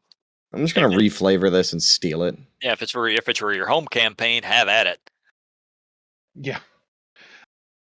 All I mean, right. there's so much of the old stuff is just being rewritten anyway, so. All right. So I think there are two other things we need to do before we wrap this podcast up. Yes. I'll let you lead with No, that. you do it. It's your Oh. idea. Oh, no, it's not my idea. It was your idea. Anyway, so the first thing is we want to know a grumpy story from you about DMing. It could be just bad dice rolls. It could be something players did. It could be whatever you want to grump about, but just any story you have where things might have gone awry. Hmm. That's something to think about. I think that uh, in my experience with Dungeons and Dragons so far, it's been like I feel like I'm just like a lucky sort of guy. I'm a Lightfoot halfling. All my natural ones have ended up being higher than that, which is just pure luck. But I think I have something I can gripe about. Go for it. And again, I hope none of my players are listening. But I do. I have a player. So my game in my online game, Dungeon Lord J on YouTube, I have a lot of all my players are super good at role playing. Even the quieter ones are amazing role players. They're always in character. And because I have such a background in film and movies and scenes and stuff like that, I can kind of put out a scene with an NPC. I'll get specific with my example. One of my characters, they have a old mentor, right? That has the mentor lost one of their what does mentor teaches? Who do they teach? Their apprentice. Oh yeah, Lost one of their student. Lost one of their students, apprentice, to a horrible accident that he couldn't stop. Right. So now he's sort of like the Hunger Games, the guy that helps them in the Hunger Games. Woody Harrelson. Yes, Woody Harrelson's character, right? So he's like grumpy and he's a drunk and he doesn't help anybody. And he's honestly like, you're better off just go walking off a bridge and dying, right? You have more, if you just go walk out into the frozen lake and drown yourself, at least you have an option. At least you had a choice in that instead of getting your mind sucked out by a mind flare or killed by a rogue Yeti. And that's his sort of attitude. And I told this character, or this player, about this beforehand. Mm-hmm. And then finally the game session comes around where they travel to to the town where this guy is, and the character wanted to pay them a visit. And during that encounter, what I was expecting to happen was, because cinematically in a movie, this is what would happen, right? You would meet the character as the audience, but the characters in the story already know this guy, right? Like the one character already knows this guy. They've trained under them. So when I'm introducing it to the rest of the party and the audience as a collective, he's like a drunk and a fucking asshole, and he's asking her for money and stuff so he can get some more alcohol. And the whole time, this character, this player, they don't understand the nuance of a scene. They don't understand, like, if this character's going to pay off later. You don't have to change this guy's mind right now. But the whole time we were role-playing this encounter, the player was like, "Oh, you should change your ways, and you need to just get your shit together," and stuff like this. And I'm like, "No, man, you don't really understand that this guy in his arc, he's gonna come around. Like eventually, one day when you guys are in desperate need, he's gonna be sober and he's gonna save your asses because he's like a 15th level paladin." Right, like he one day he's gonna fucking save all of you, but it's not today. He's not gonna change his ways today. And this character, this player, kept pushing it, like, "Hey, man, you need to straighten up." And I was like, "No, you don't understand." But I can't say that out loud. You don't want to give it away, right? I don't want to give it away, and I don't want to be like trying to tell this player / character how to interact with one of these NPCs. Like that's their choice. That's what the name of the game is, you know. But it really irks me that kind of went down the way it did. Eventually, I broke the fourth wall, and I was like, "Hey, if this was Fallout, if this was a video game RPG, you've ran out of options on the skill tree, right, or the dialogue tree, right?" I was like, "There's nothing else that you can say to him," and I had to like come out of character, or like out of the game, lift out of the game, and be like to this player, like, "Hey, man, this isn't going to happen for you right now." I mean, And yeah, you probably should have just given him a couple of charisma checks, and after that failed, to alter how he handles it. Like, no more. If you open up an option for role, like I generally, when I'm role playing, I don't like to use roles. No, I understand that, but rather than breaking fourth wall, that might Sure. have been a better way to handle it. Of course, I honestly, I was just really irked at that moment, because I was like, "Come on, dude! Like, come on! You have you ever seen a movie?" Like, like you meet the NPC in the beginning that's like an asshole, and by the end he saves your ass. NPC. Yeah, I even told him, "Hey, I'm basing him off of Woody Harrelson's character in the Hunger Games. Like, we know that he comes around eventually. He ends up helping them exponentially." I mean, at that time too, like there's an interesting twist where like the player burns such a bridge too that like, okay, well, he's not going to come save, and now you got to figure it out yourself. Yeah, and honestly, it provides a really good role play dynamic for that player if they want, where they can continue to just be pissed at him, for months on end or however long until he manages to come around. Exactly, and I feel like when that moment comes, when he like steps up, all the players are gonna be like, "Fuck yeah, this is awesome," because this guy's a badass in his own right. He's part of an order of paladins, like fight extraplanar creatures. He's been to Avernus. You know what I mean? Like he's seen some. He's like an old World War II veteran, or a Vietnam veteran. He's seen some shit.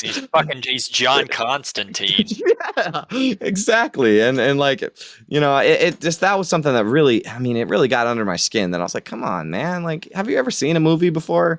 This is how this kind of works." And I guess that's my expectations. That was a problem with my expectations as well. Like, I shouldn't expect a player to act a certain way around an NPC. That is a little bit of my fault as a DM. But I've noticed it a lot more too when we go out LARPing, that when you give the players a breadcrumb NPC or some kind of MacGuffin NPC, that they will attach themselves to that NPC and beat that PC to death until they get the prize.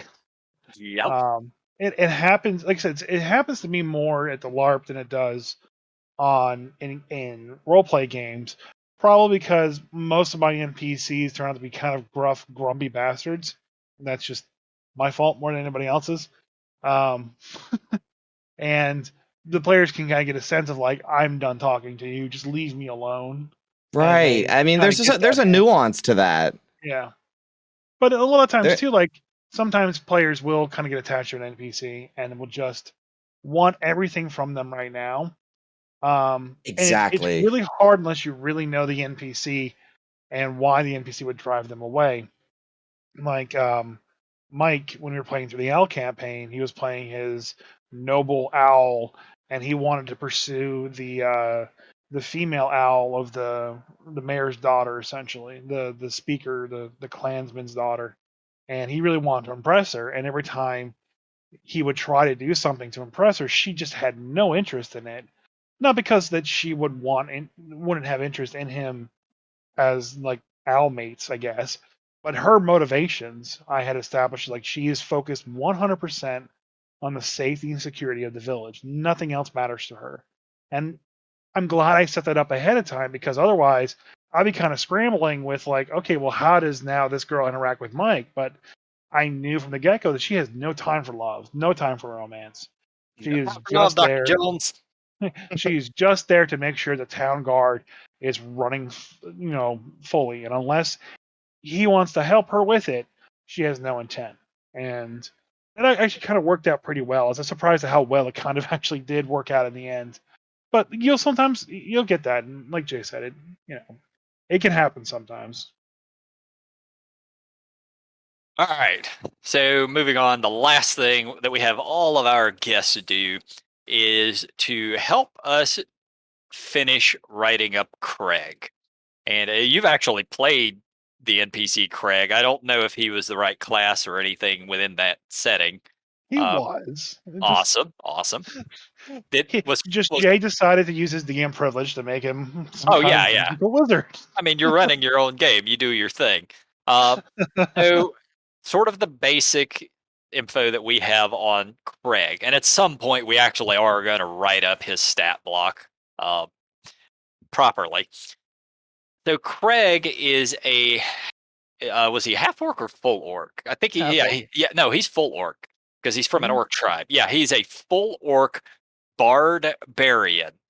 Well, I Uh, published it was a half work, so well, okay, he's a full orc barbarian who has an older brother. What was his older brother's name? you're the one who wrote all this down, I man. I told don't you I remember. don't have all this stuff. Anyway, as an older brother who basically picked on him a lot as a kid because he was a bard, he liked to sing and dance and everything.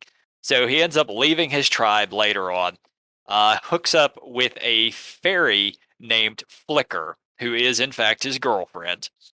Uh, During his adventures, at some point, he managed to kill an ogre and turn its head into a bag of holding, which is pretty awesome, by the way. And the thing that he is known for is he likes collecting sharp, pointy things, primarily like knives and stuff. So he has quite a knife collection. So now what we ask for you is to give him something else on top of that. It can be a stat. Like you could say he has a strength of 16, and it could be that simple. Or if you want, you can just craft a little story piece or something else that is a part of his history and backstory. Hmm. And I know we're throwing you kind of on the spot Yeah, here. it's okay. That's okay. That's okay. I'm not too bad at the improving of the NPCs. Okay. Does how about this? Is there any established lore about his alcoholism? No, everything I've told you is what we have on him for the most part. All right, he abhors alcohol. Oh, so he's a bard who is a straight edge. That's right. And I think that might push him further away from his brother and his clan as well. As you know, Certainly, yeah. they like their grog, but he likes to keep his head on top of his shoulders. I think that's good enough. Yeah, Well, no. He hates. why does he hate it? I think it has to do with like he doesn't like drunk people, which is sort of a character trait of myself. He just doesn't like to be around people who are drunk, and he likes to be in control of his self in any given situation. So bad memories growing up in a clan full of drunks. I know this feeling too well. Exactly. And sometimes when people have that sort of dead look in their eyes and they're trying to talk to you, it's just like, dude, I cannot take you seriously right now. Yep. So I think that he abhors alcohol. Awesome. That is That works. a fantastic piece of lore for Cr'aig. Thank you. Well, right. Jay and Yeah. Jay, it's been nice talking to both you guys. Absolutely. This is where we pitch all of our Yeah. social Go ahead and media, repitch your etc. YouTube again, any other social medias that you may have. People know us enough by now, and they want to get to know you better. Well, my name is Jay. I play D&D on YouTube. Dungeon Lord Jay, 3 separate words. And we're really role play heavy. My players are a freaking blessing, and they're all to enjoy. I also play with my brother. He's probably played in every campaign I've ever run, and he is a fantastic player. And you should just subscribe. You don't even have to watch the videos. Just subscribe. Just subscribe. That's what I was telling everybody at the con yesterday. Don't even watch them. I make little title sequences for all of my different campaigns. So like a TV show with a theme song and stuff. And those I put a lot of work into those. So you should just at least watch the first 60 seconds of one of my videos, and that's pretty much it. Dungeon Lord J, 3 separate words. YouTube. What are you currently running right now? Rime of the Frost Maiden. We're about 16 sessions in. Awesome. Yep. Rime of the Frost Maiden was good times. Absolutely. And I finished. I started recording at episode 10 of Tomb of Annihilation, but we have about 60 episode. Well, it was a 63 session game, but we started at episode 10, so I got about 53 4 to 5 hour episodes of Tomb of Annihilation as well. So you can check it out. Yeah. Thank you for having me on. Seriously, it was an absolute pleasure. I would love to come on again sometime. I really, truly enjoyed talking to you guys. Yeah. Thanks for coming out, and I'm sure we'll talk to you again here soon. Absolutely. All right. Bye, Cr'aig. Jay. Bye, Jay. Bye, Jay. Bye, Bye, Jay. Chris. Bye, Chris.